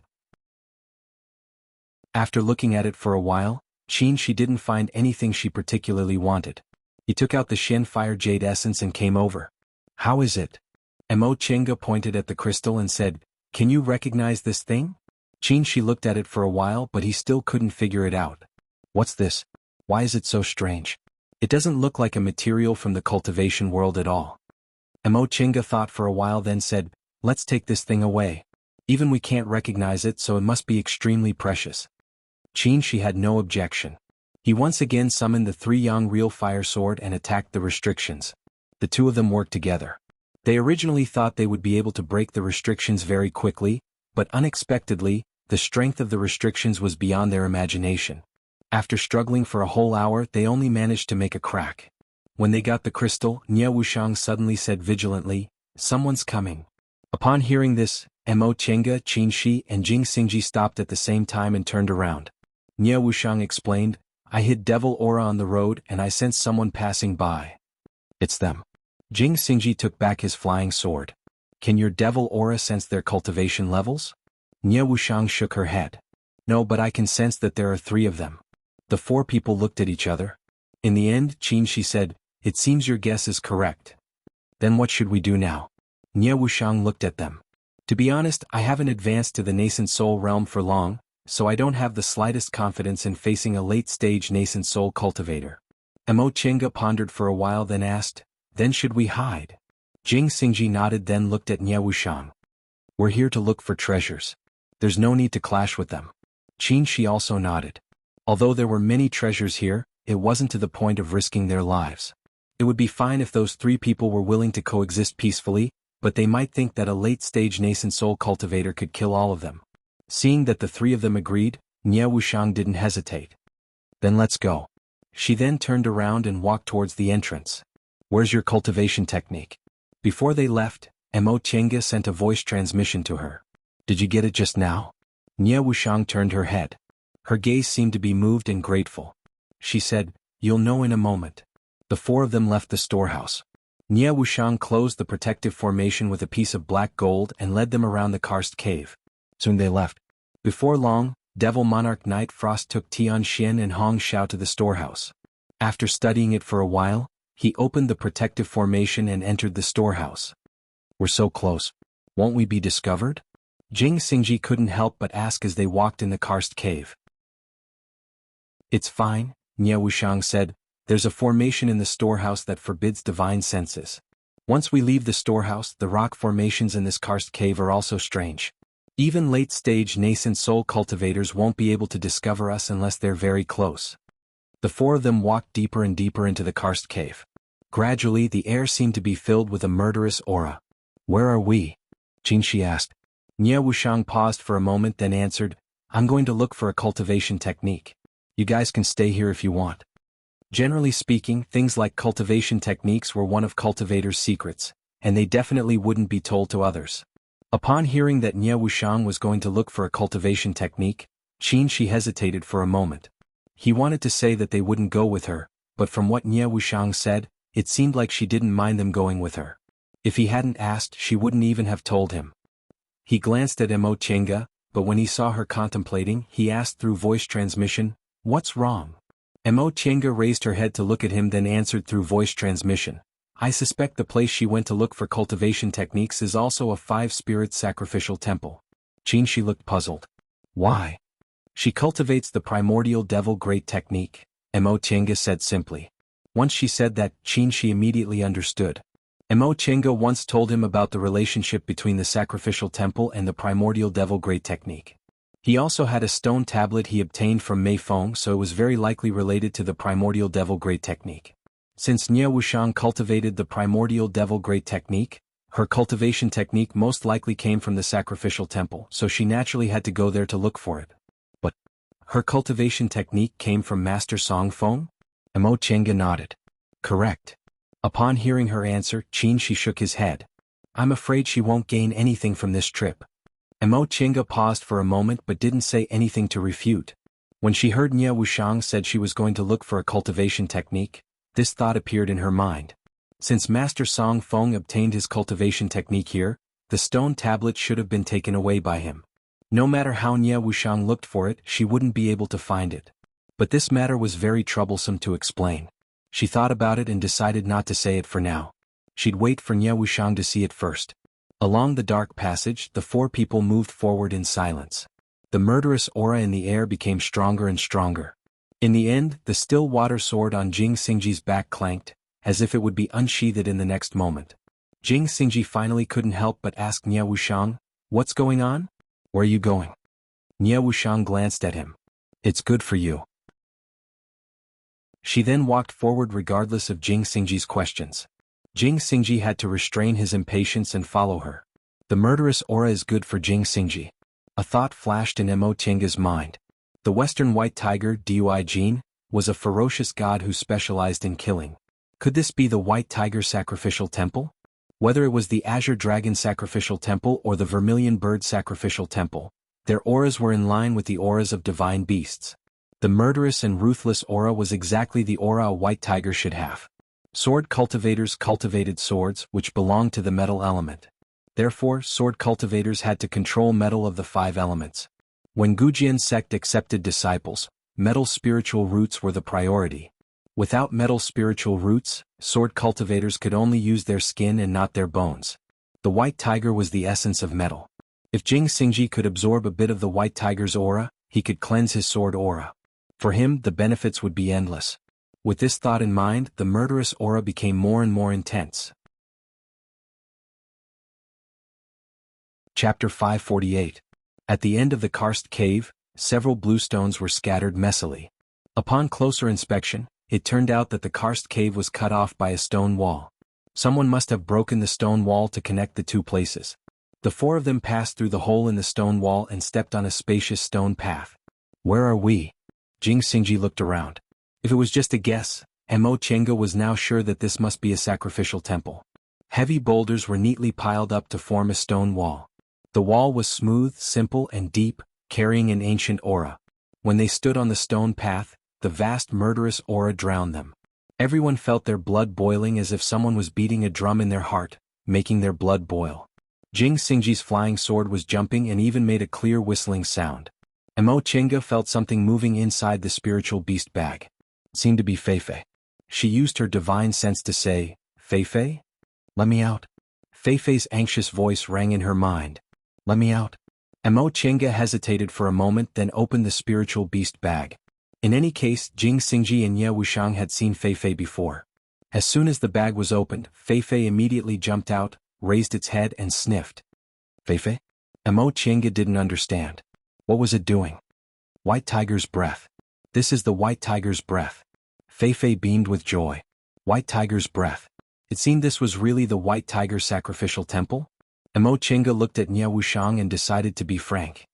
"Fellow Taoist Nie, is this place worshipping one of the 4 spirits, the white tiger?" Nie Wuxiang looked surprised. "How did you know?" "You said so?" Nie Wuxiang nodded. "Yes, this place indeed worships the white tiger." Mo Tiange and Qin Shi looked at each other with surprise in their eyes. They didn't expect to bump into the white tiger sacrificial temple like this. Nie Wuxiang looked at them and asked doubtfully, "What's wrong?" "I know a little." Jing Xingji pressed down his flying sword and looked at Qin Shi inquiringly. "Is it related to the Vermilion Bird Sacrificial Temple in Returning Ruins Sea?" "Yes." They had revealed some of this to Jing Xingji, but they didn't say too much. "Our guess is that this is the White Tiger Sacrificial Temple. Just like the Vermilion Bird Sacrificial Temple, it enshrines one of the 5 spirits." Jing Xingji looked at Nie Wuxiang, then at them. "How much do you know about this matter?"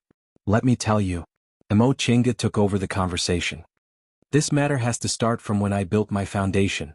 After spending about an hour, Mo Tiange roughly explained the sequence of events, including the divine beast's remains and the prime devil stone steel. Jing Xingji had participated in the entire Vermilion Bird Sacrificial Temple experience. When the time came, he would know. Besides, this wasn't some secret matter, and it wasn't a fated chance that couldn't be shared. Whether it was Jing Xingji or Nie Wuxiang, they were both trustworthy people. So that's how it came to be. Jing Xingji thought for a while, then suddenly beamed with joy. Last time it was the Vermilion Bird Sacrificial Temple.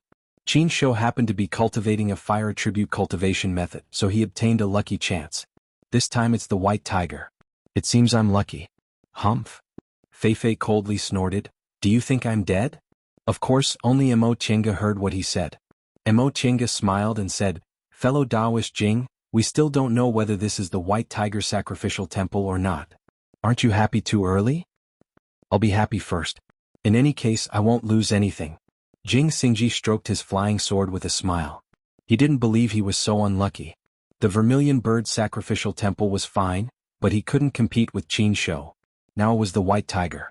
Among the 4 people present, he was the only one related to the metal element. Now no one could compete with him, right? Fei Fei once again gave him a contemptuous look. Its action was too obvious, so Jing Xingji noticed it. He pointed at it and said, "Mo Qingwei, why did you release the spiritual beast? Although this little guy is smart, it doesn't have any skills." Squeak. Fei Fei glared at him angrily, its hair standing on end. Mo Chenga patted Fei Fei's head comfortingly and said, "We'd better leave quickly. There's a late-stage nascent soul cultivator here. If we delay, something unexpected might happen." "You're right." Her words reminded Nie Wushang. "I remember that my master once set up an ambush here. If someone came in, he'd know." Jing Xingji's expression changed slightly. "So you're saying he already knows? If there's no accident." Nie Wushang glanced at him. "But you don't have to be afraid. Langtu Mountain isn't near here. Even if my master wasn't in closed-door meditation, he'd still need 1 or 2 days to get here. We're fast, so we'd be out by then." "Your master is on Langtu Mountain?" Mo Chenga was surprised. "Yes." Nie Wushang looked at her strangely, wondering why she was so surprised. "What's wrong?" Mo Chenga and Qin Shi looked at each other. Both of them felt lucky. "Since we came to the far west, our targets are the 3 great danger zones. First we'll go to Fallen God Abyss, then Fengsha City. Fortunately, we didn't go to Langtu Mountain first. Otherwise, if they ran into Master Song Feng, they'd have to settle their old and new grudges." Mo Chenga wasn't arrogant enough to think she could challenge the #1 cultivator in the Celestial Pole just because she formed her nascent soul. "Enough." Jing Xingji was impatient. "Since we're pressed for time, why don't we quickly pick up the things and leave?" He took the lead. After taking 2 steps, he stopped and turned to Nie Wushang. "There's nothing strange here, right?" Nie Wushang glanced at him, then walked past him. As she walked, she ridiculed him. "Turns out there's a lot of things you're afraid of." "You?" Jing Xingji was angry. He wanted to say something to save his face, but after thinking about it, he shut his mouth. Mo Chenga and Qin Shi couldn't help but laugh and followed him. Whether it was Jing Xingji or Nie Wushang, they both had heavy pasts. One used to be a proud son of heaven, but he fell from a high place and endured more than 100 years of being ostracized. In the end, he was forced to betray his master. The other was lonely and suffered all kinds of abuse since he was a child. He couldn't even be a real person. Now that they could joke around unscrupulously like this, they must have gotten rid of their psychological shadow. As the 4 people and 1 beast walked forward, the murderous aura around them became stronger and stronger. In the end, Jing Xingji had to hold down his flying sword to control the murderous aura. Qin Shi was a bit better, but his 3-young real fire sword was also affected. Mo Chenga felt strange. Why is the White Tiger's aura so strong? Whether it's the Azure Dragon or the Vermilion Bird, they wouldn't be like this. Qin Shi thought for a moment, then said, "It might have something to do with their attributes. The Azure Dragon is of the wood attribute, gentle and tolerant. The Vermilion Bird is of the fire attribute, warm and soaring. The White Tiger is called a fierce god, but it's actually murderous and ruthless." "It might also be because the White Tiger's aura here is stronger," Jing Xingji interrupted. "And?" Qin Shi nodded in agreement. As they spoke, a huge stone gate appeared in front of them. As the 4 of them walked closer, the mural engraved on the stone gate gradually became clear. On the stone gate on the left, there were rows of people wearing animal skins, rows of ancient chariots and strong war horses. It was a scene of war. On the stone gate on the right, the chariots and horses were destroyed, and the ground was covered with corpses. It seemed to be a scene of war. Mo Chenga shook her head to get rid of the strange feeling and followed them into the main hall. In the spacious main hall, the towering stone pillars were painted with a mixture of gold and white, extending all the way to the front of a huge stone statue. Standing in front of the stone statue, a murderous aura assaulted her face. Its limbs were strong and it had a pair of wings on its side. Its huge head was raised and it opened its mouth to roar. Jing Xingji shook his head in disappointment. "Why isn't there a psychic magic weapon here?" Mo Chenga collected her thoughts and said, "The Vermilion Bird Bow is in the Vermilion Bird Sacrificial Temple because Ice Palace has it. Then where does the white tiger's aura come from? Emo Chenga smiled but didn't say anything. There was no vermilion bird bone in the vermilion bird sacrificial temple because Ice Palace refined it into the vermilion bird bow. The white tiger's aura in the white tiger sacrificial temple was so strong, so the bone should still be there. This isn't your purpose, right? Emo Chenga looked at Nye Wushang. Nye Wushang said, "Why don't you wait here? I'll be right back." Cultivation techniques were cultivators' secrets, so Emo Chenga didn't say much. Go then. After Nye Wushang left, the three people and one beast looked at each other. In the end, Jing Xingji asked, "Where are we going next?" Emo Chenga shrugged. "How would I know?" Jing Xingji glared at her. "How could you not know?" The two of them stared at each other for a while before Emo Chenga smiled. "If there are no accidents, the white tiger's bone should be in the sacrificial temple. Let's look for it." "Then what are we waiting for? Let's go." Jing Xingji raised his flying sword and was about to leave. "Wait." Emo Chenga stopped him and pointed at Feifei. "Feifei's here. Why are you in such a hurry?" Feifei curled its lips and cast a disdainful glance at Jing Xingji. It then jumped down from Emo Chenga's shoulder and flew away. "Let's go." Emo Chenga called out and followed it. As they followed Feifei, the white tiger's breath became stronger and stronger. In the end, they rushed into a stone door. What they saw was a huge white tiger more than 100 feet long. It was lying quietly on the ground as if it was resting, but it was completely lifeless. Emo Chenga was stunned to see this scene. What's going on? After millions of years, there should only be a skeleton left, just like the Azure Dragon. Why is there a complete white tiger here? "Feifei?" she called out. Feifei was also stunned. It stood at her feet, hesitating to go forward. Upon hearing her call, it scratched its head and said, "Don't ask me. I also don't know what's going on." Jing Xingji was puzzled. "Alive? Or dead?" Qin Shi didn't say a word. With a wave of his spiritual aura, the three-yang real fire sword emitted a sword light that pounced on the white tiger. "Hey Qin Shoujing!" Jing Xingji shouted. Qin Shi ignored him. The sword light touched the white tiger's body. It suddenly shone brightly, and a blazing aura hit them in the face. "What's going on?" Emo Chenga was surprised. Qin Shi had to exert some force to retract the sword light. The white tiger's breath. His expression changed again and again. In the end he said, "It seems we can't take this thing away." "What?" Jing Xingji looked at him strangely. "No matter how big the white tiger is, we have Chengkuan rings. Why can't we take it away?" Qin Shi didn't explain. He just said, "Try it." Jing Xingji thought for a moment, then pointed his right hand. The sword light also pounced on the white tiger. In the next moment his expression changed greatly. He clenched his teeth and retracted the sword light with great difficulty. Emo Chenga was about to ask when the ground suddenly shook. "What's going on?" Chapter 549. Nye Wushang rushed over like a gust of wind. "Let's go. My master's here." The three people and one beast turned their heads at the same time. "What?" Nye Wushang said eagerly, "My master's here. He's fighting with that late nascent soul devil cultivator." Emo Chenga was stunned. So, the shaking here was caused by a late nascent soul cultivator? When nascent soul cultivators fought, the ground would shake in a small area, not to mention they were the strongest among nascent soul cultivators. How could he come so fast? Jing Xingji asked. "I don't know." Nye Wushang was flustered. "Let's go. If we run into him, fellow Taoist Nye, calm down." Emo Chenga pressed her shoulder. "You're no longer his little disciple who can be beaten and scolded at will. What are you afraid of?" Nye Wushang paused and took a deep breath. Soon her mood stabilized. "Yes, I formed my nascent soul. Even if I'm not as strong as him, I'm an equal cultivator. He can't control my luck anymore." Her eyes were firm and she clenched her fists. "Let's go," she said. "My master stayed in the late nascent soul devil cultivator for hundreds of years. His strength is incomparable to ordinary cultivators. It's better not to run into him." Emo Chenga agreed.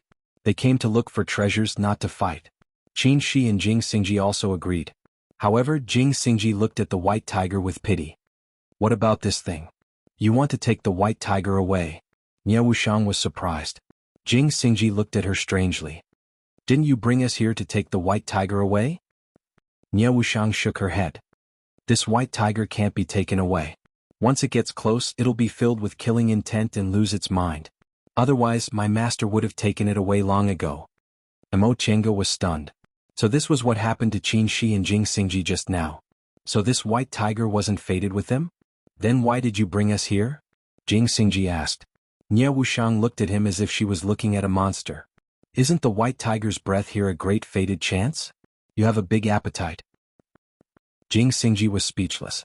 If it wasn't for their encounter in returning Ruined Sea, he would have thought it was a great fated chance for him to absorb a bit of white tiger's breath. However, Qin Shi obtaining the vermilion bird bow immediately raised his expectations. Let's go. Nie Wuxiang said, White tiger is right here. No one can take it away. If my master is free, we'll be out of luck. The three of them no longer hesitated. Qin Shi and Jing Xingji sheathed their swords. Emo Chenga dragged Feifei back into her spiritual beast bag, then followed Nie Wuxiang towards the entrance of the sacrificial temple. As they flew, Emo Chenga asked, How's your cultivation technique? Nie Wuxiang sighed and shook her head. Back then, when my master came here, he only sat in meditation to absorb the devil qi. I thought there was something mysterious about the devil qi, but after trying for a long time, I couldn't find anything. Emo Chenga had long expected this, so she wasn't surprised. The prime fiend steel in this sacrificial temple must have been taken away. Master Song Feng probably came here because there was still pure primordial devil aura left here. Nie Wuxiang naturally wouldn't be able to get anything. How did you know it was your master? Jing Xingji asked. Nie Wuxiang rolled her eyes at him and said, I left devil aura on it, alright? She already said it just now, but she really didn't have the slightest memory. Jing Xingji shut his mouth after being despised for no reason. How could your master come here so coincidentally? Qin Shi continued to ask. Nie Wuxiang was very polite to Qin Shi's question. I don't know. I also think it's very strange. Even if he noticed us as soon as we came in, it's impossible for him to come here so quickly. They'd only been here for half a day and Langtu Mountain wasn't close, so it didn't make sense for Master Song Feng to come here so quickly. Emo Chenga turned around and asked, Do you think your master will definitely win? This question made Nie Wuxiang smile bitterly. Although I hate my master to the bone, I was taught by him, so I couldn't be clearer about his abilities. Even if that person is one of the three great devil monarchs in Yunzhong, I don't think he's my master's opponent, or in other words, in my eyes, no one in the world is his opponent. Then you? Emo Chenga wanted to say that wouldn't she have to hide from Master Song Feng for the rest of her life until he passed away? But she thought that saying this might stab her sore spot, so she didn't say it. Nie Wuxiang guessed what she wanted to say, so she said sadly, Fortunately, I'm younger than him. If he can't advance to the deification realm, he probably only has 300 or 400 years left to live. At that time I'll be truly free. Emo Chenga was silent. She felt sad for Nie Wuxiang, but she also sighed for Master Song Feng. As it turned out, that insufferably arrogant Master Song Feng only had 300 or 400 years left to live. If he couldn't live forever, no matter how powerful he was, he would eventually become a pile of bones. As they talked, they dashed towards the entrance of the sacrificial temple. Before long they returned to the karst cave. The commotion from the fight was getting louder and louder. The sacrificial temple was only shaking, but inside the karst cave, stones kept falling. Nie Wuxiang led them through many turns and detours in the karst cave. Noticing that Nie Wuxiang didn't take the original path, Emo Chenga asked, Where are we going? Nie Wuxiang answered, If we leave along the original path, my master will definitely notice that there's another path here, but it's a bit more difficult to walk. I see. The four of them didn't say anything else and used their fleeing technique to leave quickly. Boom. A loud noise came from afar. The rock layers shook and sand and stones fell with a rustle. Boom. Boom. The noise became louder. Presumably, the fight between the two nascent soul cultivators had reached its climax. Another rock fell. Nie Wuxiang, who was walking in the front, waved her sleeves and smashed the rock into powder without stopping for even a moment. Emo Chenga followed behind them, feeling something was wrong.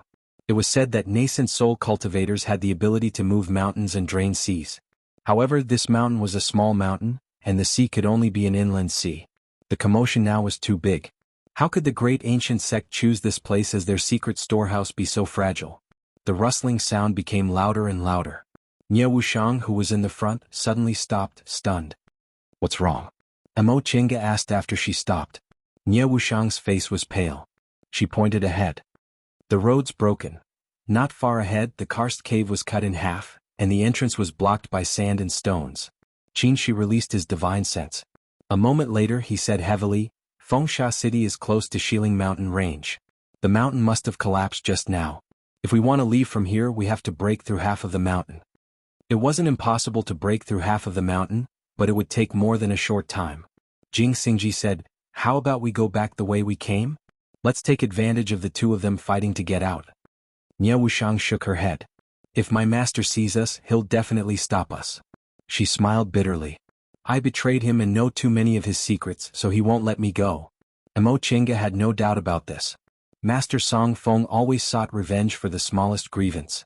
Among his enemies, Qinshi wasn't a big deal, but Lord Daoist Jinghe only had a disagreement with him, and he still bore a grudge against him. Moreover, Nie Wushang stole many of his treasures and ran away. Go. Nie Wushang turned her head and looked at the ground. Without me you still had a chance to escape. She lowered her head and didn't dare to look up. At this moment, Nie Wushang's heart was filled with indescribable sorrow. When she escaped from the celestial pole, she thought she would die in the South Sea. She abandoned herself to despair and only hoped to taste freedom in her remaining years. Later she met Mo Chenga in Yunzhong, strengthened her heart to seek the Tao, and finally became a normal person. If she could, she wouldn't ask for immortality or ascension. She just wanted to live happily like a normal person. But she knew her master wouldn't let her go. In her master's eyes, running away from him was equivalent to betraying him, not to mention stealing so many of his treasures. He would definitely catch her and punish her for her betrayal just like her mother. In fact, she remembered what her mother was like. When she was born, her master was in closed-door meditation. When he came out, she was already 3 years old. At that time, she was ignorant and didn't know her happiness was so fake until one day, her master appeared and her mother suddenly disappeared. She remembered. She always remembered these things. After her master killed her mother, he didn't kill her, but he also didn't care about her. She didn't know what death was and she certainly didn't know her mother would never come back. She cried for a whole day. Later, she couldn't stand the hunger anymore, so she looked for food herself. Many days later, her master appeared again. Seeing that she was still alive, he took her back to his cave. She didn't dare to recall these things, so she pretended she forgot. To her master, she was the evidence of his betrayal. She could only live humbly by his side and let him take revenge on her mother for her betrayal. Suddenly, she heard a sharp noise. She came back to her senses from her memories and turned around, only to see Jing Xingji cutting the stone wall with his sword. What are you doing? Jing Xingji glanced at her. I'm running for my life, of course. She was stunned. Jing Xingji didn't look at her. He focused on cutting the stone wall and muttered, I don't have the habit of sacrificing my companions. On the side, Qinshi also summoned his 3-young real fire sword. He smiled at her and said, Fellow Taoist Nye, I'm someone your master must kill. He also won't let me off. Right after he said that, his 3-young real fire sword also slashed at the stone wall. Mo Chenga was the only one left. She patted Nie Wushang's shoulder and went to help without saying anything. Nie Wushang stared at them in a daze. Gradually, the corners of her eyes became moist. What are you waiting for? Come and help. Jing Xingji shouted. She smiled, wiped the tears from the corners of her eyes and walked over. The 4 of them worked together, quickly cutting a hole in the stone wall. Not long after, a long passageway had been carved out. As they were fighting, Qinshi suddenly stopped. Something's wrong. Seeing his grave expression, Mo Chenga was puzzled. What's wrong? Something's wrong. Qinshi said, there's a strange aura coming from here. Mo Chenga was stunned. She used the soul-refining art and spread her divine sense. There was indeed a strange aura that seemed to be coming from the storehouse. It was cold and gloomy. Just by touching it with divine sense, she felt goosebumps all over her body. This aura expanded very quickly. It was even faster than their escape technique and it quickly spread over. The 4 people's expressions changed. Jing Xingji's expression changed greatly. Ghost Cultivator. Chapter 550. You've seen ghost cultivators? Qinshi tilted his head and asked when he saw Jing Xingji calling out without hesitation. Jing Xingji nodded. I saw them when I was wandering in Yunzhong. Mo Chenga remembered that ghost cultivators did exist in Yunzhong, but there were very few of them and they lived in seclusion, so she hadn't seen them in Yunzhong. How could there be ghost cultivators here? Qinshi felt more and more strange. It was one thing to put the secret storeroom and White Tiger sacrificial temple together, but how could there be ghost cultivators here? Was this a treasured land of feng shui or a place of extreme evil? Huh. Nie Wuxiang was at a loss when she saw the three of them looking at her. I don't know. If she knew, she would have said it earlier and would have prepared for it. A cold and gloomy aura spread quickly.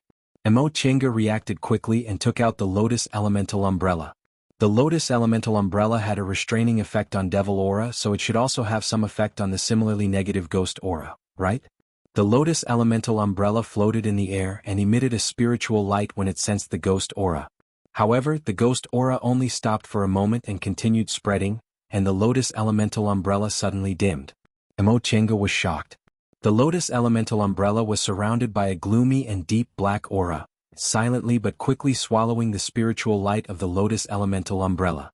She hurriedly took out a Chengkuan bag and put the Lotus Elemental Umbrella back into the Chengkuan ring to prevent the Ghost Aura from corroding other magic weapons.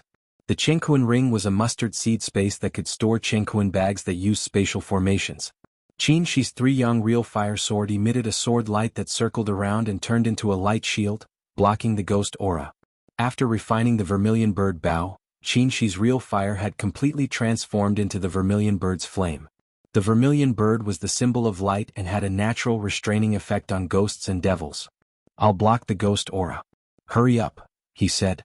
Jing Xingji nodded and once again summoned his flying sword, which transformed into thousands of sword lights and hit the rock wall. Although they came from Fengsha City, they had walked underground for a long time and had long been out of Fengsha City's range. Judging from the surrounding rocks, they should be inside Shiling Mountain Range. The terrain of Shiling Mountain Range was complicated. Hopefully they didn't go in the wrong direction. Otherwise they would have to spend a lot of effort to leave. Alas. Mo Chenga sighed inwardly. She had come here to look for Xiao Xilan's remains. Treasure hunting was just a convenience. Now that the situation had developed beyond her expectations, she could only come back later. Speaking of which, it was strange. All the formations and mechanisms here had been cracked, so this should be Xiao Xilan's destination. Why couldn't he find any clues? Could it be that she didn't die here, but died outside after successfully obtaining the treasure? This was not impossible. If they found the treasure here and then turned hostile after they left, then the trail would be broken. How troublesome. She frowned. It wouldn't be easy for him to come here again. To them, ghost cultivators were completely foreign to them. If they were to really fight against them, they had no confidence at all. Hurry up. Qin Shi, who was resisting the ghost aura, shouted. Ghost cultivators are coming out. After the ghost chi filled the air, the ghost cultivator finally appeared. That powerful and sinister aura caused one's hair to stand on end. It was the same chilling aura, but the ghost chi was completely different from the devil chi. The devil chi was dark and terrifying, but it still belonged to the human world. The ghost chi, on the other hand, made people feel as if they had fallen into an ice cellar. They were at a loss and lost the will to live. Mo Chenga's divine sense also discovered the ghost cultivator. To be exact, it was a mass of condensed ghost chi. The ghost cultivator had no body, so even if it formed a ghost infant, it was still just a mass of aura. This ghost cultivator's aura was very powerful. It shouldn't be inferior to the nascent soul realm. As soon as it appeared, it went to where Master Song Feng and Devil Monarch Night Frost were. The four of them heaved sighs of relief. It was good that the target wasn't them. But in the next moment, the four of them were stunned. After this ghost cultivator appeared, many other auras gushed out. They were all nascent soul ghost cultivators. 1, 2, 3, until there were dozens of them. Some of these ghost cultivators went to where Master Song Feng was, while others followed the auras of living people and floated towards them. Jing Xingji paused for a moment, then he controlled his flying sword and crazily attacked the rock wall. They had no experience in dealing with ghost cultivators. With so many nascent soul ghost cultivators, if they fought, it would bode ill rather than well for them. However, the speed of these ghost cultivators was beyond imagination. In the blink of an eye, their ghost chi pressed down on them. Buzz. The protective shield Qin Shi propped up dimmed. He made a hand seal and his dantian lit up. The vermilion bird's flame hidden in his yang spiritual bead gushed out and poured into the protective shield. In a hurry, Mo Chenga turned her head to take a look and found that the ghost cultivators had already arrived. Before she saw ghost cultivators, she thought those with this kind of evil aura would be some kind of monster with a green face and fangs. But now that she saw them, she realized that ghost cultivators looked similar to humans, it was just that their bodies were transparent. 4 ghost cultivators, although they were a mass of aura, they still retained their human consciousness. Therefore, whether it was a ghost with a little bit of consciousness or a great cultivator who had formed a ghost infant, all of them would maintain their human appearance. Only those wandering souls whose consciousness had been erased would have no appearance at all. Who are you? Why are you invading our ghost city? After watching for a while, the leading ghost cultivator actually spoke. Seeing that they didn't intend to attack immediately, She said, "What ghost city? We came to look for treasures. We don't know what ghost city it is." The leading ghost cultivator was wearing scholarly clothes and a scholar's hat. He held a scroll in his hand, looking gentle and elegant. He was probably a scholar when he was alive. He looked at the four of them and said, "Nonsense.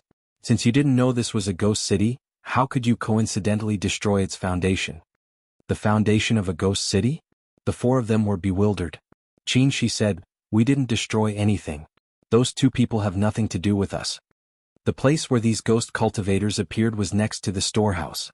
Presumably, it was destroyed during the fight between Master Song Feng and Devil Monarch Night Frost. "Umph." The scholar swung his sleeve and said, "Since you have nothing to do with us, what are you doing now?" The four of them were dumbfounded.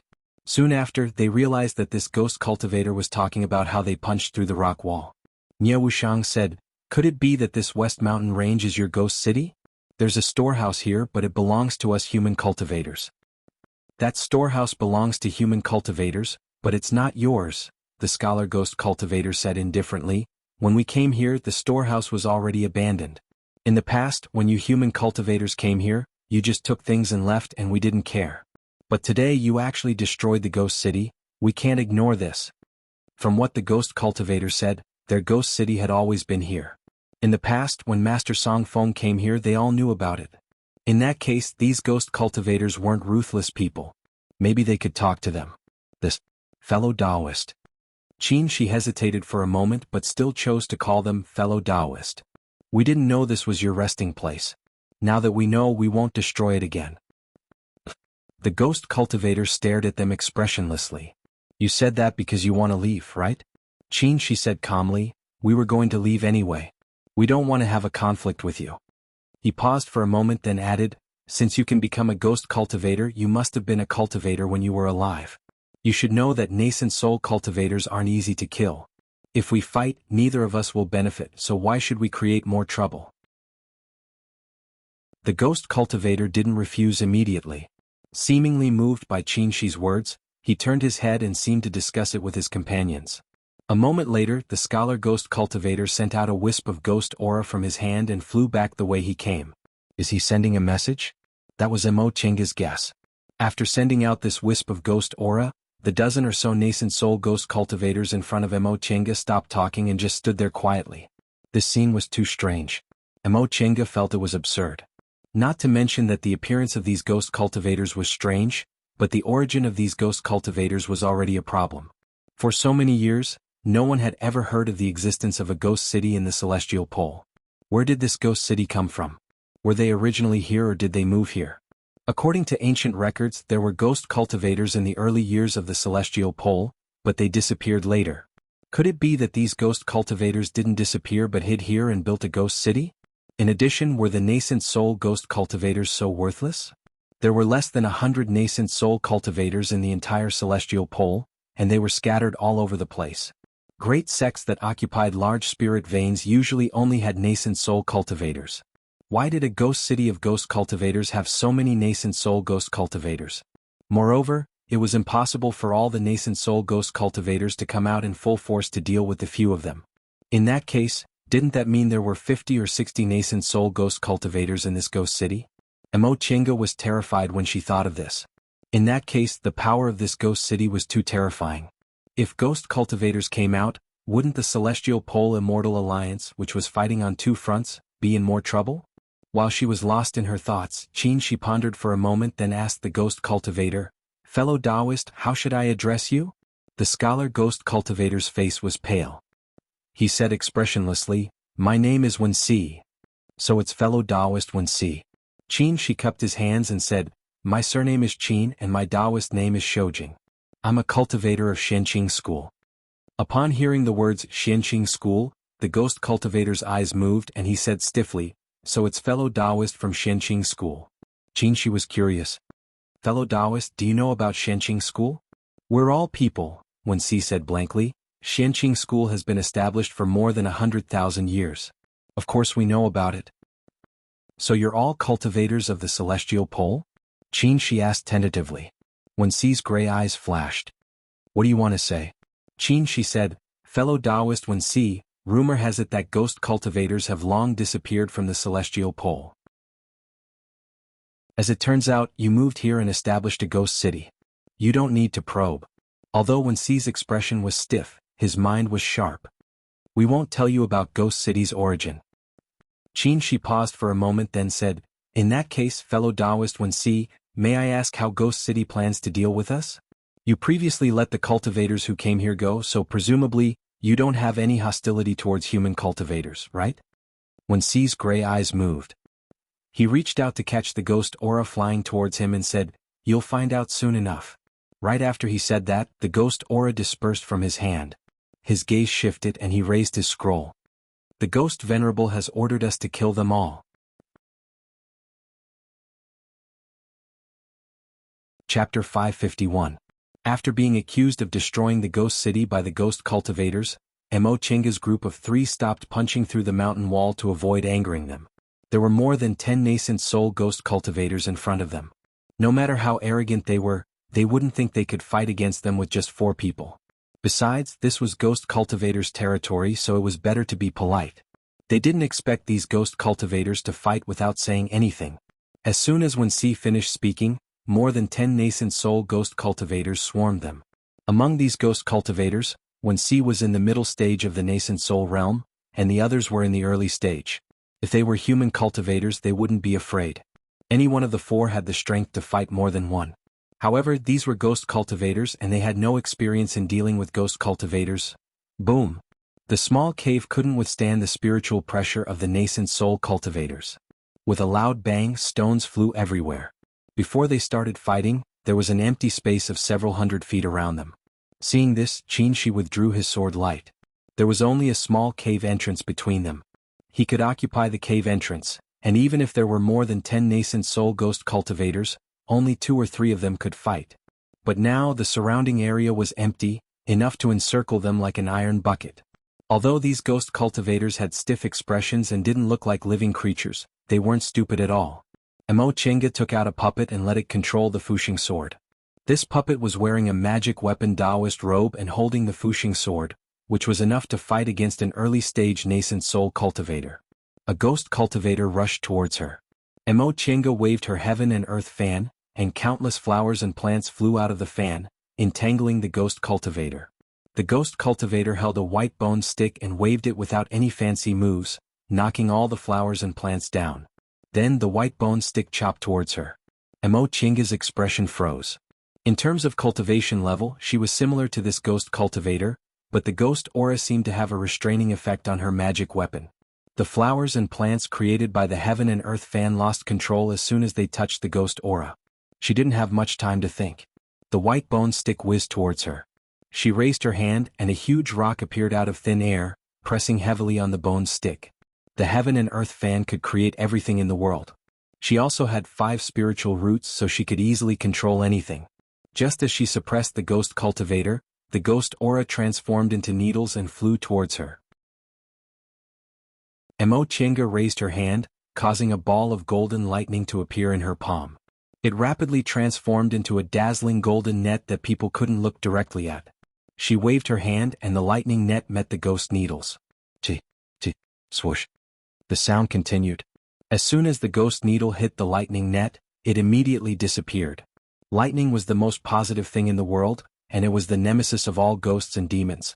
Wherever the net was, the ghost chi would disappear without a trace. Seeing this, the ghost cultivators were in an uproar. Among the 4 of them, Qingxi's vermilion bird flames were the hardest to deal with. Even the 4 nascent soul ghost cultivators led by Wenxi couldn't trap him. Jing Xingji was not someone to be trifled with. Sword cultivators pursued lethality to the extreme.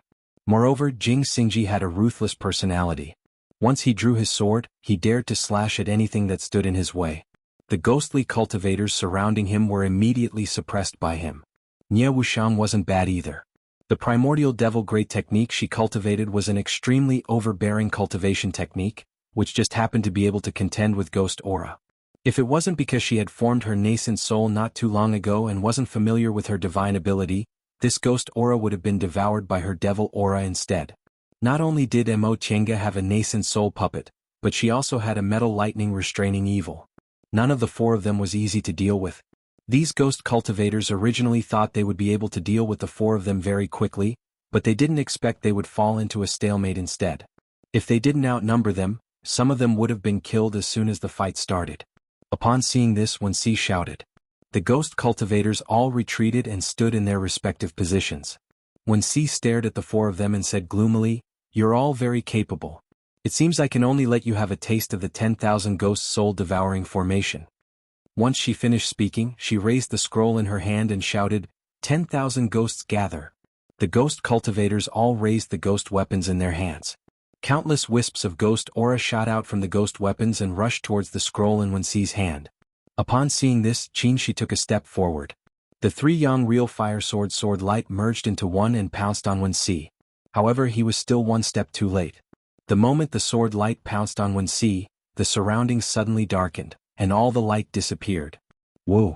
Muffled ghost cries rang out. The three young real fire sword light stopped in midair, losing its target. Qinshi turned his head to look around and found himself trapped in darkness. Not only could he not see the surrounding scenery, but even Mo Chenga's group of three also disappeared.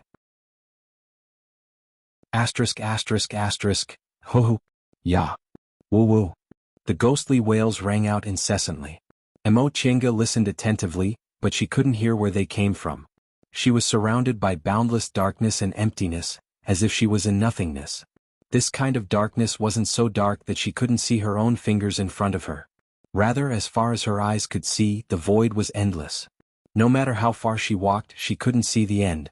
Being in this darkness, it was as if even light was swallowed up. Behind her, a female ghost with loose hair suddenly appeared. Her long fingers silently stabbed at her. The moment the ghost claw touched her, a layer of golden light emerged on Mo Chenga's body. The female ghost screamed and was quickly swallowed by the golden lightning. The moment the female ghost disappeared, a headless person slowly walked towards her. To say it walked wasn't correct. To be exact, it floated towards her. Behind the headless man was a bloodied, skinless ghost. Mo Chenga felt a chill down her spine. She knew these ghosts were created by the 10,000 ghosts devouring formation and weren't her opponents. She had seen many bloody scenes, so she wasn't timid. However, looking at these horrible ghosts, she still couldn't help feeling disgusted. More and more ghosts floated towards her. She clenched her teeth, restrained the feeling of her hair standing on end, and focused on dealing with these ghosts. The cultivation level of these ghosts was only equivalent to the foundation building realm. Before they could touch her, they were hit by the golden lightning and instantly turned into ashes. However, the ghosts were endless, so she couldn't find time to break the formation. What was worse was that the cultivation level of these ghosts was getting higher and higher. Generally speaking, this kind of large formation that needed many people to activate could be broken as long as there was enough strength. However, Mo Chenga didn't think the four of them would have enough strength to break the formation if they fought separately. What should she do? At the same time, outside the storeroom. Old witch, you didn't come to the celestial pole to look for treasures just to die here, did you? Master Song Feng, who was hidden in the black clouds, glanced at the cold woman in purple. What do you want to say? Demon Monarch Night Frost wasn't angry at being called that. His face didn't even twitch, and he just stared coldly at the many ghost cultivators in front of him. On the other hand, the maid named Hong Xiao had a look of anger on her face. Master Song Feng said, I haven't had a rival in the celestial pole for many years, so I've been very lonely. It'd be bad if I beat you all at once. Let's save it for later. Demon Monarch Night Frost glanced at him with a faint smile. I didn't come to the celestial pole to fight. You, humph. Master Song Feng said coldly, do you think you can walk out of here alone? Your Excellency. Demon Monarch Night Frost cast him a sidelong glance. I'm not from the celestial pole, so you don't need to put on the airs of the #1 cultivator in the celestial pole, right? The black cloud kept expanding and contracting. Obviously, Master Song Feng was very angry, but there was nothing he could do. Although he was the #1 cultivator in the celestial pole, this girl wasn't weak either. She was also in the late stage of the nascent soul realm, and her divine power was only slightly weaker than his. If he really wanted to get rid of her, he wouldn't be able to do it in a short amount of time. Fortunately, Demon Monarch Night Frost didn't target him anymore. He said faintly, "Fellow Taoist, we have to go out first. You can stay if you want." After he said that, the purple satin brought out Frost and Devil Aura and rushed toward one of the ghost cultivators surrounding them. As soon as the ghost cultivator came into contact with the ice-cold Devil Aura, he was immediately frozen. Demon Monarch Night Frost waved his purple satin, and the ghost cultivator shattered with a loud bang. However, ghost cultivators didn't have bodies, so the power of this ice-cold Devil Aura was limited against them. The purple satin was pulled back, and the ghost aura shook for a moment before it gathered again. Master Song Feng didn't show weakness. The black cloud turned into a vortex and suddenly sucked in all the weaker ghost cultivators. The nascent soul ghost cultivator was furious. He controlled his ghost weapon and attacked the black cloud. Mo Chenga didn't stop attacking. Every time a ghost appeared, she would wave her heaven and earth fan. In an instant, the ghosts fell one after another. An hour had passed, and these ghosts swarmed over like a tide. She hadn't stopped to rest, so she couldn't free her hands to crack the formation. She was secretly anxious. Although the spiritual aura and nascent soul cultivators Dantian could hold was very large, it still couldn't withstand this kind of continuous fighting. In particular, the ghost cultivator's base camp was right here. If a more powerful ghost cultivator came, wouldn't they all be stewed? Just as she was thinking about this, she suddenly heard a phoenix cry. A red light rose, and a vermilion bird made of flames appeared in the darkness, instantly tearing it apart. Under the vermilion bird, Mo Chenga saw Qin Shi. She was delighted. She waved her golden lightning to stop the ghosts and rushed toward Qin Shi. "Senior Marshal Brother." Qin Shi looked back with a smile and put away the vermilion bird bow. He was still controlling the three-yang real fire sword to kill the ghosts that kept rushing over. The darkness was slowly swallowed by the vermilion bird's flames, and light appeared again. Jing Xingji and Ye Wushang ran toward them, and the four of them reunited. "I'm so disgusted." Jing Xingji looked at these ghosts with disgust. Could it be that when people become ghosts they lose their sense of beauty? They were either missing arms or legs or covered in blood. Could they really be disgusted to death? Although he said that, judging from his appearance, he still had strength to spare. Seeing that the 10,000 ghosts devouring formation was cracked, Wen Si shouted, "Lay the formation again." How could Mo Chenga and the others give them this chance? Sword light and lightning struck Wen Si at the same time. "What should we do?" After disrupting their formation, Mo Chenga said, "We can't go on like this. They have a lot of people and this is the belly of the mountain. We can't kill them and we can't escape either. We'll be worn down by them. If they were outside it would be easy for them to escape, but nascent soul cultivators weren't easy to stop, and they were in the belly of the mountain." "I have a way," Nye Wushang said. "Go back. We'll go back to the temple. They definitely can't get in." "Right." Mo Chenga recalled that when they were in the Sea of Returning Ruins, those devils couldn't enter the Vermilion Bird main hall. Presumably White Tiger was the same. Qin Shi made a prompt decision. "Let's go."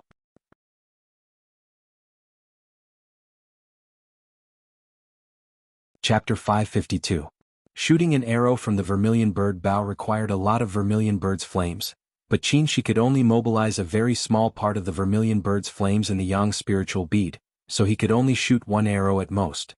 Now that the arrow had been shot, he didn't have enough spiritual aura, so he couldn't exert his full strength. If other powerful ghost cultivators came, the four of them would be in danger. That being the case, they might as well rest in the White Tiger sacrificial temple for a while and then plan their retreat. Having made up her mind, Mo Chenga ordered the puppet to lead the way. Although the puppet didn't have the secret techniques and natal magic weapons of nascent soul cultivators, it wasn't afraid of injuries and control techniques had no effect on it. Now that it had the Fuxing sword, it wasn't much weaker.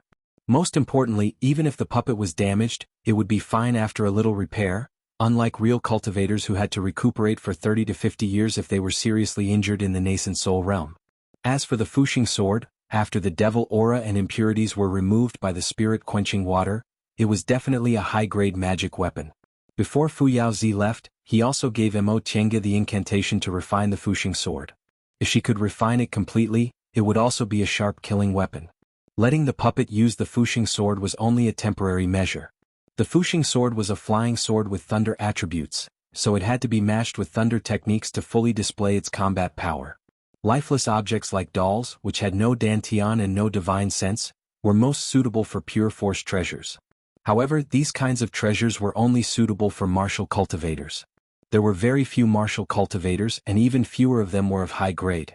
Wanting to find a powerful pure force treasure was even harder than buying a top-grade treasure. For this matter, they could only participate in more nascent soul cultivators' trade fairs in the future and exchange treasures. The puppet led the way, Qin Shi followed closely behind, Mo Chenga and Ye Wushang in the middle, and Jing Xingji brought up the rear. After the three of them left, Jing Xingji looked at the ghost cultivators with a smirk. He took something out of his Chengquan ring and threw it at them. Puff! The thing turned into a very faint smoke in the air. The smoke seemed to have a mind of its own.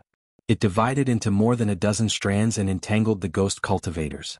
The ghost cultivators were caught off guard. Before they could do anything, several loud booms rang out and thunder and lightning intertwined, fixing the ghost cultivators in place. Let's go! Seeing that the ghost cultivators had fallen for the trick, Jing Xingji hurried to catch up with them. Mo Chenga looked back in astonishment. She knew that there was something called the Heavenly Lightning Seed, which was sealed with the soul of a demonic beast. Once it was thrown out, it would be extremely powerful. However, this kind of thing wasn't easy to make, and after one reached core formation, there were ways to break it, so it wasn't common. The thing that Jing Xingji had thrown out was very similar to the Heavenly Lightning Seed, but it was much more brilliant. Not only did it use smoke to obstruct one's vision, but it could also automatically close in.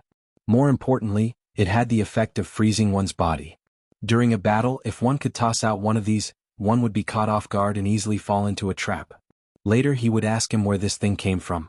The ghost cultivator was locked in place for about 10 breaths of time. For nascent soul cultivators, this amount of time was more than enough. Even if they couldn't fly at top speed in the belly of the mountain, the four of them could still use their escape techniques to leave the ghost cultivator far behind. A moment later, the ghostly cultivators caught up to him. They had no physical form and were extremely fast. Even the most skilled human cultivators would not be able to catch up to them. Upon seeing this, Jing Xingji took out another thing from his universe ring and tossed it out. The ghostly cultivators stopped and each threw out a ghost tool, assuming a defensive stance. In the end, the thing just fell down lightly and didn't explode at all. The ghostly cultivators were stunned. Wenxi was furious. She raised the scroll in her hand, and black characters flew out from between the pages, pressing down on them. Jing Xingji swung his flying sword, and countless sword lights formed a protective shield, blocking these black characters. This went on for about 7 minutes. The four of them took turns to attack, and they finally saw the entrance to the sacrificial temple. The closer they got to the sacrificial temple, the more obvious the white tiger's breath became. The speed of the ghostly cultivators gradually slowed down, and some of them even looked perplexed and uneasy. Upon seeing this, the four of them knew they had made the right bet. Sure enough, they didn't dare to enter the white tiger's sacrificial temple. As they went deeper and deeper, the ghostly cultivators finally stopped. A ghostly cultivator asked fearfully, "Elder One, do we still want to go in?" Wenxi glared at the four of them angrily. In the end, she clenched her teeth and said, "Go back and report to the Ghost Lord." But, another ghostly cultivator said, trembling with fear, "If we didn't kill them, will the Ghost Lord punish us?" Wenxi's gloomy eyes turned to him and she said coldly, "You still hope that the Ghost Lord won't pursue this matter?" The dozen or so ghostly cultivators lowered their heads in silence. Wenxi said, "There's the white tiger's breath here. If we enter, we'll be burned. Think about it yourselves, the pain of being burned or the Ghost Lord's punishment, which one is more unbearable?" Upon hearing Wenxi's words, the ghostly cultivators didn't say anything, and fear appeared on some of their faces. There was no such thing as spirit roots for ghostly cultivators to cultivate, and they had very few bottlenecks because they only had the power of the soul. The price they had to pay was that they were much weaker than humans and demonic beasts. Once their souls were burned, that terrifying feeling was unbearable even if they had already formed ghost infants. Moreover, if their souls were burned, their cultivation would also be greatly damaged, and it was even possible for them to regress. However, accepting the Ghost Lord's punishment was also very painful. After a long time, Wenxi sighed softly, and sorrow appeared on her pale face. "Let's go back. Even if we endure the pain of being burned, we might not be able to kill them. We might as well accept the Ghost Lord's punishment." Finally, a ghostly cultivator answered, "Yes, Elder." They're all gone, Jing Xingji said. The four of them had arrived at the square where the white tiger was. The white tiger's breath was very strong here, so they didn't dare to get too close and sat close to the stone wall to adjust their breaths. Qin Shi opened his eyes and said, "They really are afraid of the white tiger's breath. They don't dare to come in and we also don't dare to go out." Jing Xingji sighed. "Do we have to do closed-door meditation here for dozens of years and absorb the white tiger's breath before we can go out?" Qin Shi shook his head and said, "Why do we have to do that? Although we can't go out, we can call for help. Do you want to send a message to your ancestor?" Qin Shi smiled and glanced at him. "Are you very jealous?" Jing Xingji rolled his eyes. "Yes, I'm so jealous that you have someone to call for help." Not to mention that he had already left Gujin sect. Even when he was still in Gujin sect, he still relied on himself for everything. Despite his resentment, Jing Xingji's expression didn't show any self-pity. Obviously, his state of mind had been seen through. Qin Shi said sternly, "There are so many ghost cultivators here that we can't treat them lightly. Even if we go out, we have to inform the Immortal Alliance to make preparations in case ghost cultivators come out and the Celestial Pole will be in chaos." "You mean?" Jing Xingji seemed to be thinking about something. Although the Immortal Alliance is fighting on both sides, it's still possible to transfer a dozen or so nascent soul cultivators. This was a big move. Jing Xingji exclaimed in his heart. Transferring a dozen or so nascent soul cultivators for help was something he didn't dare to think about in the past. It was good enough that no one hit him when he was down. However, this was also a coincidence. Now that there was the Celestial Pole Immortal Alliance, they could gather so many nascent soul cultivators. A dozen or so. Do you think it's enough? Jing Xingji was worried about a lot of ghost cultivators. If a nascent soul cultivator leads them, it should be enough, Qin Shi said. Besides, there are tools to deal with ghosts, but they weren't valued because there were no ghost cultivators in the Celestial Pole before. Now that they know there are ghost cultivators here, it'll be much easier. Thinking that those ghost cultivators weren't very strong, Jing Xingji nodded. "It seems you're going to ask your ancestor to come in person." Qin Shi looked at the white tiger in the middle of the square and said meaningfully, "We can't let others take advantage of it." Jing Xingji understood what he meant and chuckled. "Before that, let's refine part of the white tiger's breath first." Once other nascent soul cultivators arrived, the white tiger sacrificial temple would no longer be a secret. At that time, this sacrificial temple would belong to the Immortal Alliance, and it wouldn't be easy for them to absorb the white tiger's breath. Jing Xingji nodded. The white tiger's breath was a great fated chance, so how could they give it to others? Of course they had to take advantage of it first. In any case, those ghost cultivators wouldn't dare to come in. However, when he thought of meeting those nascent soul cultivators soon, his face became gloomy. If there were people from Gujin sect among them, "What's wrong with you?" Amo Chenga asked from the side. Jing Xingji turned to look, but he was talking to Nie Wushang. Nie Wushang's eyes were closed and her face was pale. Upon hearing Amo Chenga's voice, Nie Wushang opened her eyes and said, "This white tiger's breath." Amo Chenga was stunned. She suddenly remembered that the divine beast's breath could restrain devil aura, and Nie Wushang cultivated devil techniques. "I'll go outside." Nie Wushang stood up. "If I stay here, I'll be injured even if I'm not injured." "Wait." Amo Chenga stopped her. "If the white tiger's breath fades, it won't be able to restrain those ghost cultivators. Besides, your master is outside. What will you do if you run into him alone?" Nie Wushang smiled bitterly. "What else can I do? If I stay here, I won't be able to resist the white tiger's breath." Amo Chenga thought for a moment, then took out a set of formation discs. "This spirit-concealing formation of mine isn't an ordinary one. It should be able to isolate the white tiger's breath." Nie Wushang was skeptical. "The white tiger's breath is so overbearing. Won't it be fine if I try?" Amo Chenga smiled, stood up, took a few steps, laid the formation discs one by one and embedded spirit stones. "Okay, go in." Nie Wushang walked into the formation and sat cross-legged. "How is it?" Nie Wushang sensed it for a while, then said happily, "It's really isolated. This way you won't have to leave." "En?" Nie Wushang looked at her gratefully. Amo Chenga smiled, then went back and sat cross-legged. "She trusts you that much?" Qin Shi's voice came into her ears. Amo Chenga turned around and saw him looking at her. Just now, when Amo Chenga laid the formation, Nie Wushang walked in without hesitation, not even testing it. Entering other people's formation at will was a cultivator's biggest taboo. If she wasn't careful, her life might be in other people's hands. How could a person like Nie Wuxiang not understand this common sense? I can also trust her like that, Mo Tiange replied. Do you still remember that we used to be friends with life and death? In Yunzhong, Nie Wuxiang was tricked into the lost cave by Mei Feng to be fed to primordial devil, and Nie Wuxiang put her life in her hands. Mo Tiange didn't think she could fake it at that time. All right. Qin, she nodded. I trust you, so I also trust her. Mo Tiange smiled. Just as she was about to say something, she suddenly frowned, feeling something was wrong.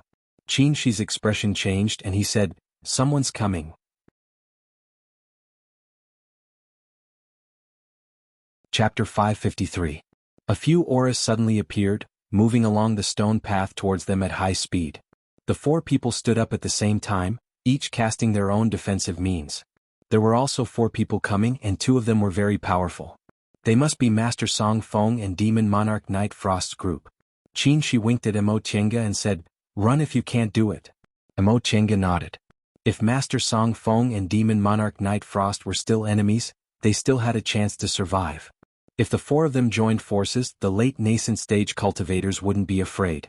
However, if Master Song Feng and Demon Monarch Night Frost joined forces, the two late nascent stage cultivators could only run.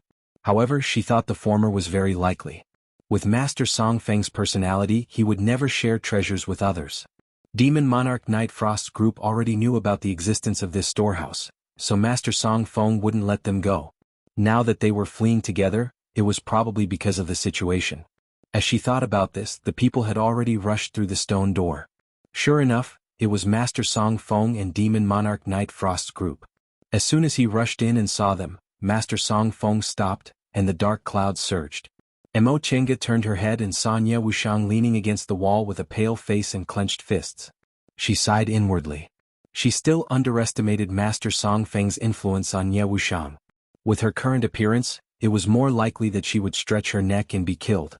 A cold voice came from the dark clouds. Nie Wuxiang's face became even paler. She clenched her teeth and stared at Master Song Feng in front of her. "You've got guts."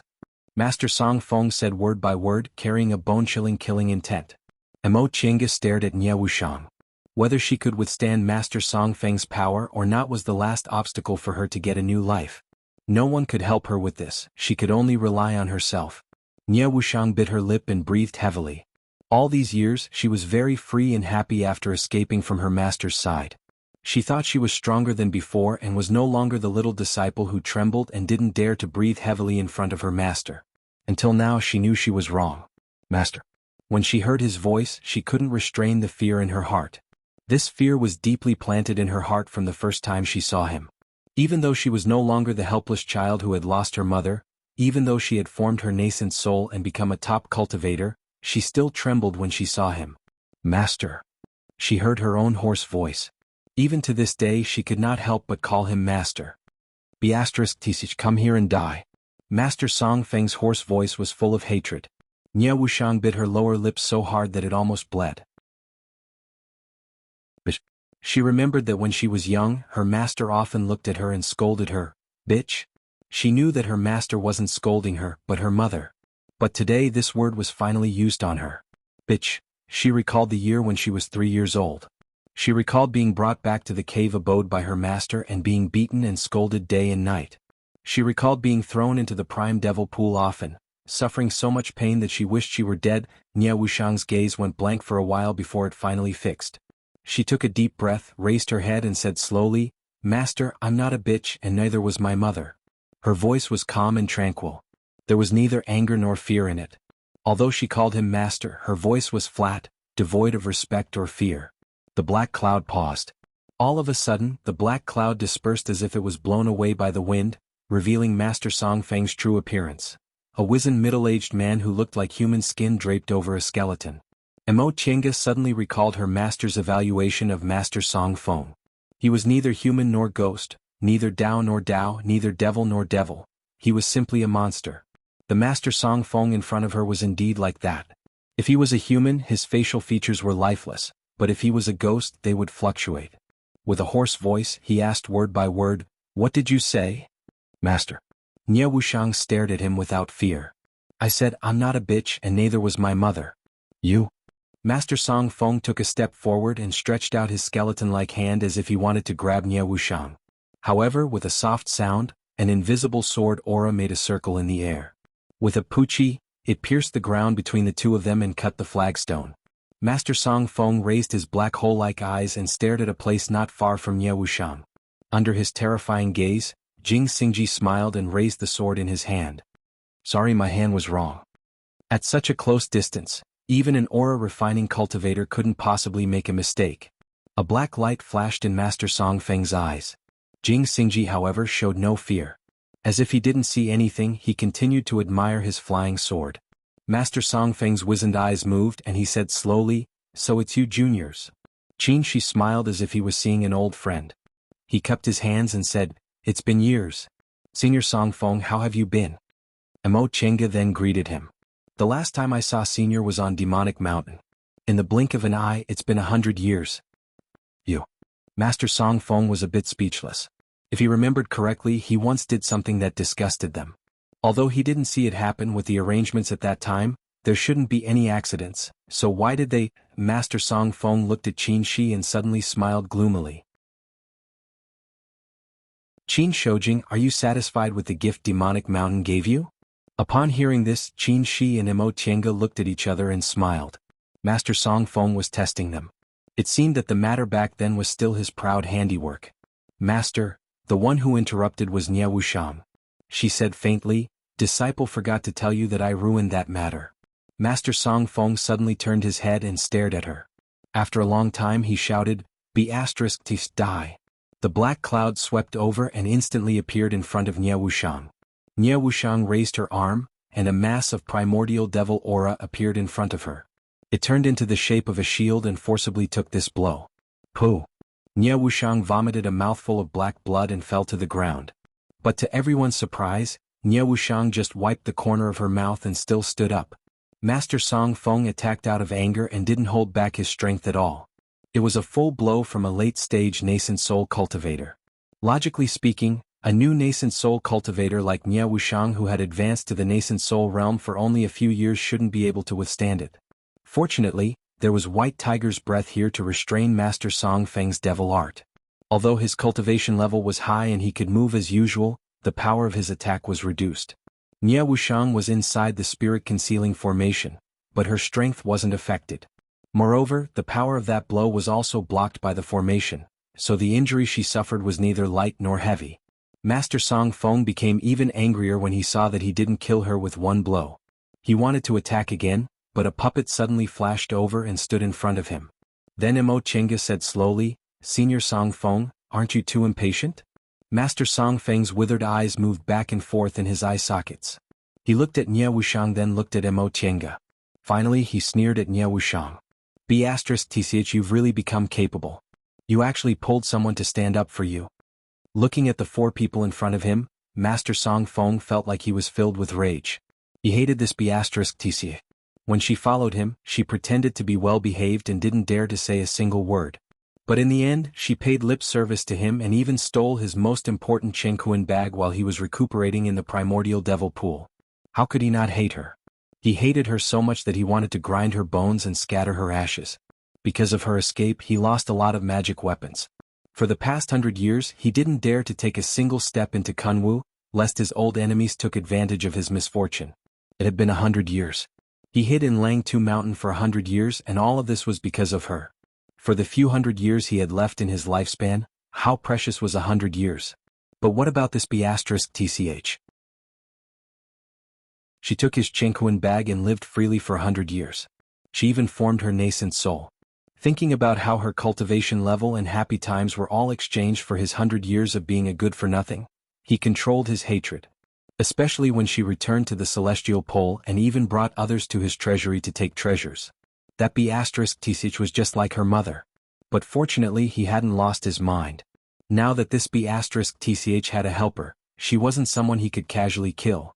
These juniors had all formed their nascent souls, especially Qin Shoujing who had advanced to the middle stage. The four of them had joined forces, but his strength was suppressed by White Tiger's breath. There was also that old witch from Yunzhong eyeing him like a tiger watching its prey.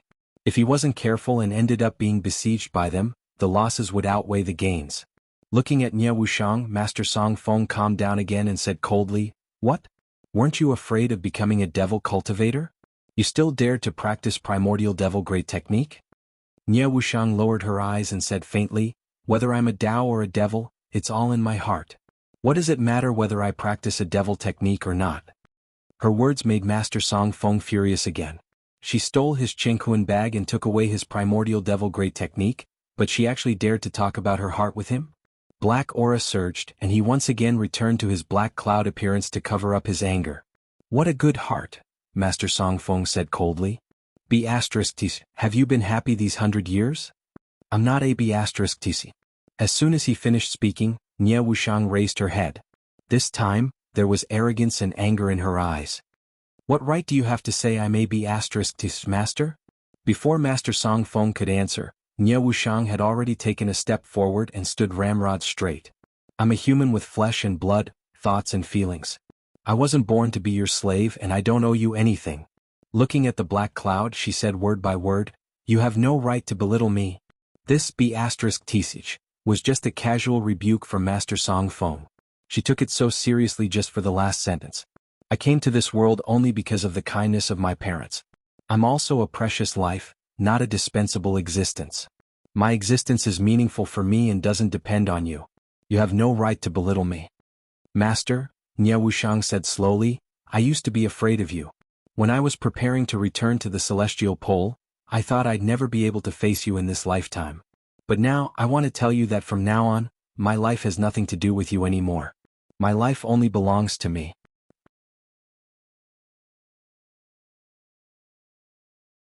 Chapter 554. She used to hate her own existence before she left her master. Back then, in order to hide from her master, her mother hid in the mountains of the secular world. After her master killed her mother, he didn't care about her and left her to fend for herself. If her master didn't come back, she would either become a savage or die. Fortunately, her master came back. After she was brought back to Langtu Mountain, her master threw her to his disciple, who was also her senior brother. Her senior brother's personality was the same as her master's: temperamental, cruel, and merciless. Fortunately, her mother never offended him. He was just indifferent and didn't mistreat her. At that time, her senior brother was in a hurry to break through to core formation and didn't care about her at all. Other than ordering the villagers nearby to bring her food and water, he didn't care about her anymore. When she was a little older, her senior brother began to ask her to do things such as taking care of herbs and cleaning the cave. In order to make it easier for her to do things, he taught her cultivation and how to read. This was the reason why she was a martial cultivator. If not for what happened later, her senior brother didn't treat her badly, and she could even be said to be indebted to him. Her master would occasionally come out of the seclusion room, but when he saw her, he never had a good expression. Sometimes he would just call her a bitch, and sometimes he would throw her into the essence devil pool, making her beg for death. Every time her master threw her into the essence devil pool and watched her struggle, he would yell at her, call her mother a bitch, or call her a bastard. At that time she hated herself. Why did she have to exist? If not for her, her mother wouldn't have to escape and wouldn't have died. If she didn't exist, she wouldn't have to live such a torturous life. Gradually she grew up. For more than 10 years she had been submissive and finally won the trust of her master and senior brother, who handed over all the affairs of the cave to her. Her master often went into seclusion, and her senior brother was busy with core formation. Those were the happiest days of her life. She often went down the mountain to see those ordinary Shirong people living ordinary lives. She hoped that one day she could also live such a life, even if she lost her cultivation and became immortal. Unfortunately, she didn't live happily for long. Her senior brother failed to form his core and was in a bad mood. If she didn't do a good job, she would be scolded and beaten. Her senior brother was the successor that her master found after much effort. To help him cultivate, her master would even catch mortals into the essence devil pool to create essence devils for her senior brother to swallow. Someone like her master would actually be so obedient to a person, and all she got was scolding and beating. In these depressing days, cultivation became her only hobby. Only when she cultivated could she get rid of the depression in her heart. Only when her cultivation improved could she prove to her master that she had some value. Master began to send her out to do things. When she first killed her hands she couldn't throw, but she gradually got used to get fort. She pretended that she had no mind, that she was a tool to make herself feel better. Senior Marshall brother has been stuck at the peak of Foundation establishment for a long time and has never been able to form his core. Senior Marshall brother once hoped that his master could help him advance, but his master scolded him harshly. If he needed someone else's help during the core formation stage, how could he form his nascent soul and become a great cultivator in the future? Master was and to he in and in. Recalling the past, Nie Wuxiang clenched her fists, her nails digging deep into her palms. Her master used primordial devil aura to open her meridians and poured it into her body to help her senior brother. Therefore, master used the primordial devil chi to open up her meridians and infused the primordial devil chi into her body to help senior brother. Because of the pain of essence devil entering her body, but also because of despair. It was not only because of the pain of the primordial devil entering his body, but also because of the despair he felt against his will. To escape this fate, she even thought of self-mutilation. The funny thing was, she didn't succeed in the end because her senior brother lost his breath while cultivating. She escaped the fate of being plucked, but she understood that she was only a tool in her master and senior brother's eyes. She was jealous of Mo Tienga because she also had a master and senior brother, but they had completely different orders. Failing to pluck, her senior brother went to Kunwu to look for a chance to form his core, but he never came back and died in the hands of Xianqing School's Qingjinghe's disciple. Her master had old grudges against Qingjinghe, so he was furious when he heard this. But she was secretly happy. Without her senior brother, there was one less person to beat and scold her. Her master spent a lot of time in closed-door meditation, so her life was much better. That was indeed the case. After her senior brother died, her master wholeheartedly took revenge and always practiced secret techniques, so he didn't have much time to torture her. Because he lost his disciple, her master finally regarded her as his disciple. Although he often beat and scolded her, he was no longer as ruthless as before. Several decades passed. Qin Shoujing, who killed her senior brother, advanced to the core formation realm and became famous in the celestial pole. Xianqing School had its sixth nascent soul cultivator and became famous. Her master finally couldn't bear it anymore and wanted to take revenge. She met Mo Tienga at Lord Daoist Xuanin's nascent soul ceremony. Before that, she was already used to this kind of life and never thought about betraying her master. Her experience at Xianqing School made her envious and jealous of female cultivators from prestigious cultivation groups. More than 50 years later, she successfully formed her gold core and followed her master to Demonic Mountain. The short time they spent together finally made her decide to betray and escape. She also wanted this kind of life, to be free and to walk under the sun openly. Then she stole her master's Chengkuan bag while he was healing and escaped from the celestial pole. This was the boldest decision she made in her life. If she succeeded, she would be free. If she failed, she would die without a corpse. ****. Do you think your life is your own just because you escaped once? A voice came from the black cloud. Nie Wuxiang stood there with unprecedented firmness in her eyes. My life has always been my own. I didn't understand it before. Humph. Master Song Feng sneered. He was obviously angry. After laughing enough, he said in a hoarse voice, Your life is your own, so hand over the things that don't belong to you. I've raised you for so many years. Which part of your body doesn't belong to me? Your cultivation level, your cultivation technique, and your Chengkuan bag. Nie Wuxiang bit her lip and lowered her head. Master Song Feng continued, Fine, your life is your own. You ran away, but why did you steal my Chengkuan bag? Why did you bring people to Fengsha City? Don't speak so righteously. Which part of what you did was honorable? Nie Wuxiang still didn't answer. She didn't think there was anything wrong with what she did, but she couldn't answer her master's question. After a moment of silence, they suddenly heard a chuckle with a hint of mockery. Jing Xingji tapped the sword in his hand in boredom and said, This is really funny. You're only allowed to kill other people's mothers and treat other people like slaves for more than 100 years, but you're not allowed to steal your own things. Oh my, this kind of person thinks he's a god. Yes. Mo Tienga stared at the surging black clouds, then sneered and said, If you ask me, how can a mere Chengkuan bag compensate for killing my mother and working hard for more than 100 years? You're lucky you didn't kill someone and pay with your life. Exactly. Jing Xingji clicked his tongue and said, I hate people who like to humiliate others the most and don't allow others to resist. If it was a little girl, I could understand. Which girl hasn't dreamed of being a princess? But if it's an old man, especially an old man with one foot in the coffin, ha. The two of them teamed up and ridiculed each other to the extreme, which immediately angered Master Song Feng. The black cloud he had transformed into kept surging. Finally, after Jing Xingji finished speaking, the black cloud pulled out a long line and shot towards Mo Tiange. Mo Tiange waved the heaven and earth fan, and a blue shadow suddenly jumped out. It opened its mouth and swallowed the line shot by Master Song Feng. Master Song Feng was stunned. After the blue shadow swallowed his black cloud, it circled around and returned to the heaven and earth fan. Azure Dragon? He was confused, thinking he was mistaken. How could there be an Azure Dragon? Demon Monarch Night Frost and the others who were watching the show were also shocked. As soon as they came in, Master Song Feng had a conflict with the four of them. The three of them simply watched the show and didn't intend to intervene. It would be best if the two of them were to fight. Demon Monarch Night Frost stared at Mo Tiange holding the fan, lost in thought. Seeing this, Tianxian asked in a low voice, "Shuang, what's wrong?" Demon Monarch Night Frost looked at Mo Tiange and raised his chin. "I've seen her." "Her?" Tianxian looked at Mo Tiange in confusion. As he looked at her, he also became confused. "Oh, it's her?" This time it was Demon Monarch Night Frost who was confused. "Do you know her?" Tianxian said, "Do you remember that when I formed my gold core, I was tricked into the maze cave by Mei Feng, the Lord of Fallen Star City?" Demon Monarch Night Frost nodded and suddenly remembered something. She was also among them.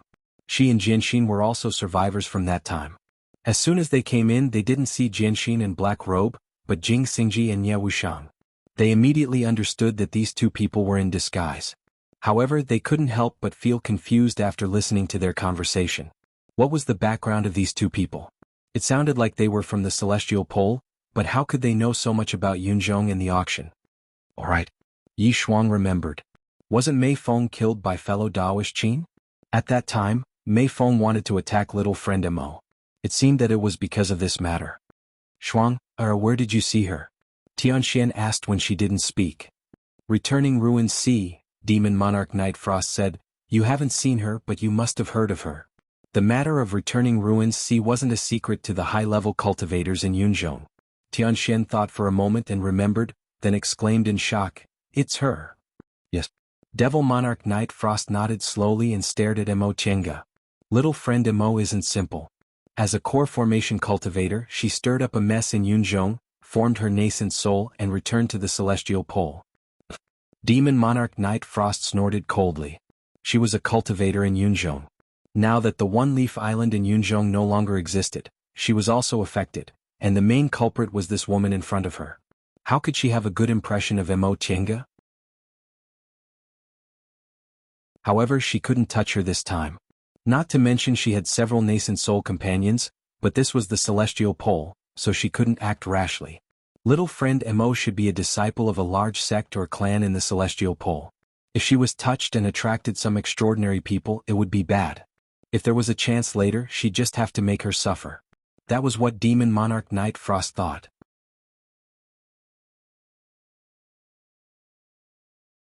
Chapter 555. The fiery red sword light hovered above the four people's heads for a while before it finally returned to his arm. Qin Shi stared at Master Song Feng and said faintly, "Senior Song Feng, you can't use your full strength here." He didn't attack, but he didn't hide his intention to show off.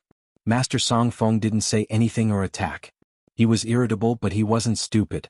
He had enmity with so many nascent soul cultivators in the Celestial Pole, but he could live well until now because he was strong but also because he was smart enough. He knew when he could take advantage of others and when he should stop. White Tiger's breath restrained his devil aura.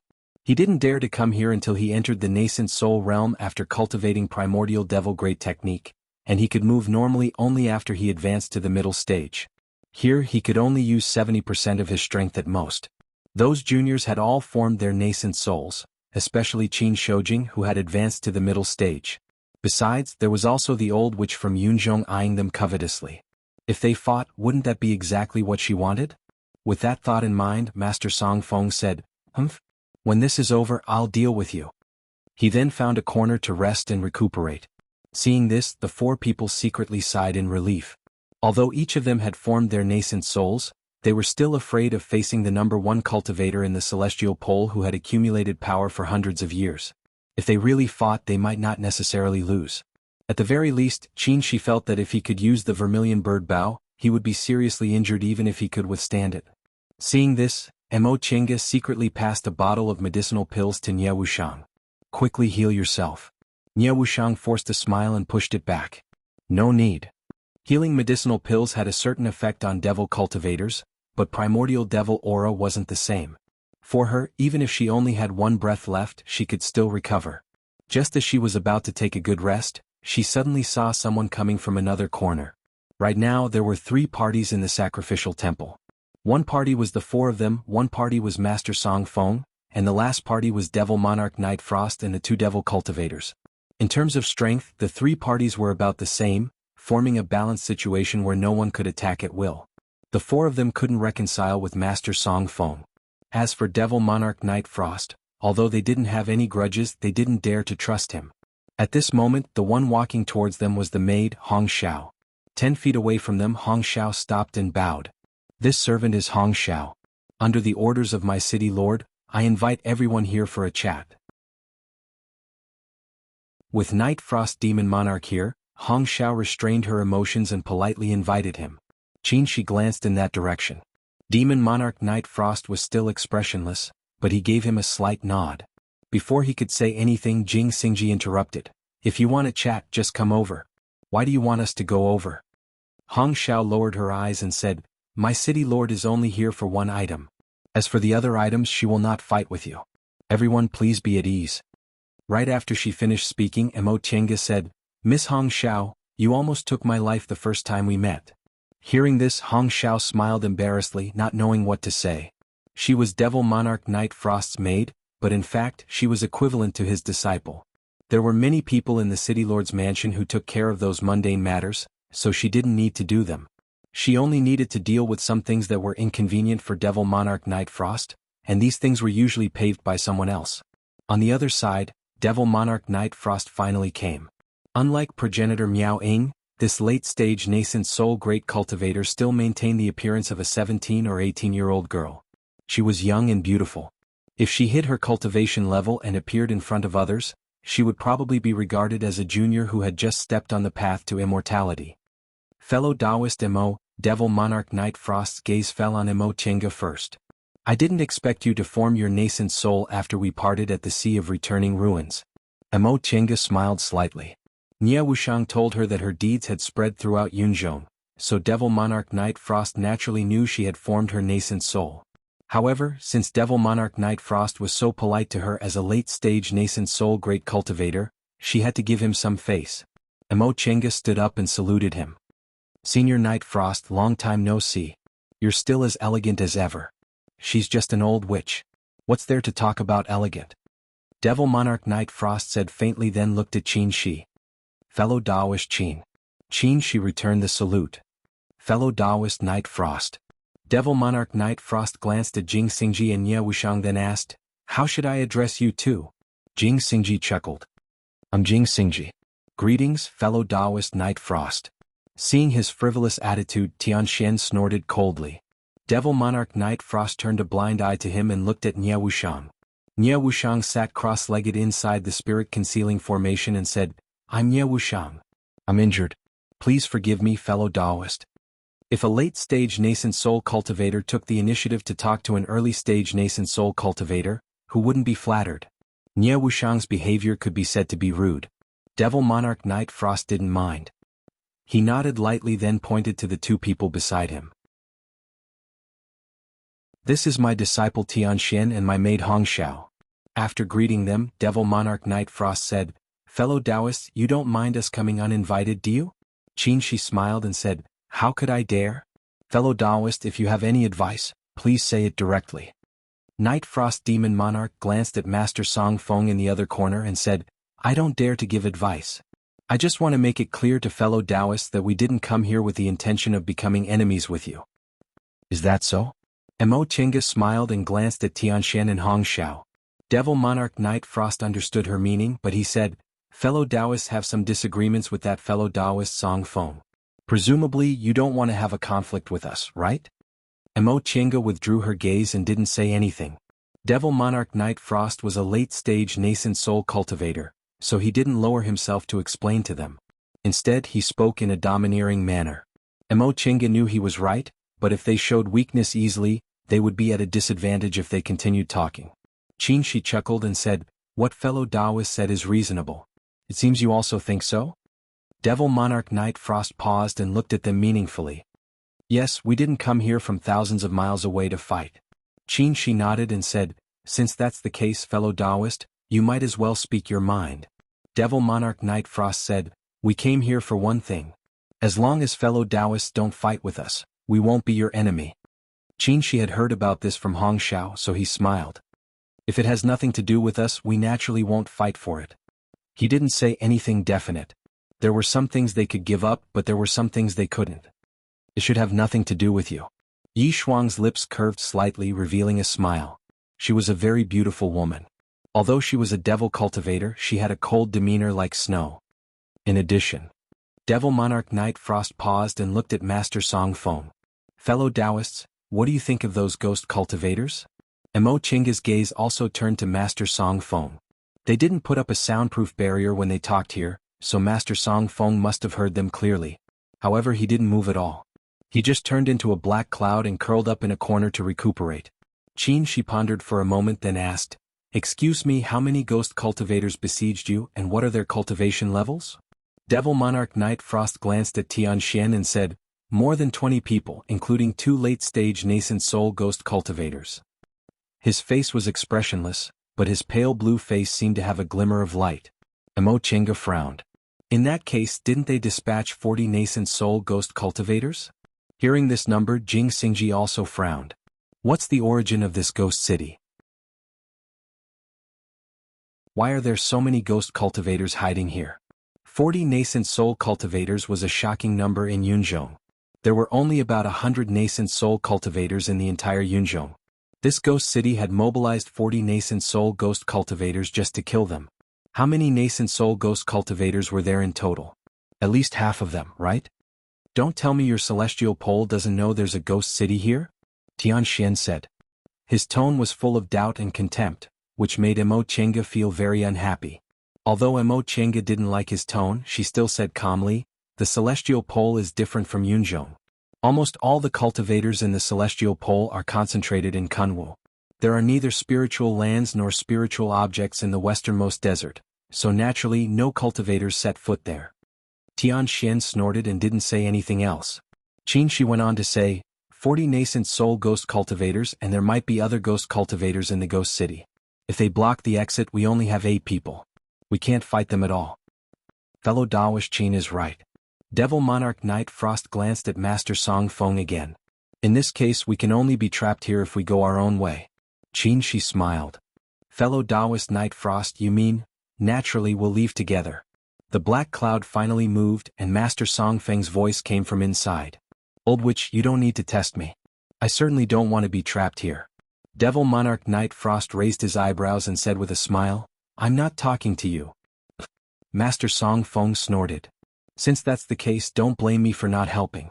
Devil Monarch Knight Frost didn't care at all. If he didn't help, they couldn't get out. It would be strange if he didn't help. She glanced at Master Song Feng and said, "We can't defeat the 40 ghost cultivators in the ghost city, let alone all the ghost cultivators in the ghost city. How can we get out?" Devil Monarch Knight Frost said, "Where there's a will, there's a way. Whether we can get out or not is still uncertain." She exchanged glances with Chinga and said, "Fellow Taoist, do you have an idea?" "Yes." Devil Monarch Knight Frost turned to look at Hong Xiao. "This maid of mine has a strange secret technique. She can go and explore." Chinga was stunned and asked, "You can enter the ghost city?" After receiving Devil Monarch Knight Frost's signal, Hong Xiao said, "Yes, I have a secret technique that allows my primordial spirit to leave its body and sneak into the ghost city." Primordial spirit leaving its body? Chinga and the others were astonished. Even Ye Wushang, who was regulating her breath and healing her injuries, opened her eyes. 4 nascent soul cultivators like them, their primordial spirits already possessed power, but their primordial spirits were still far from being able to leave their bodies.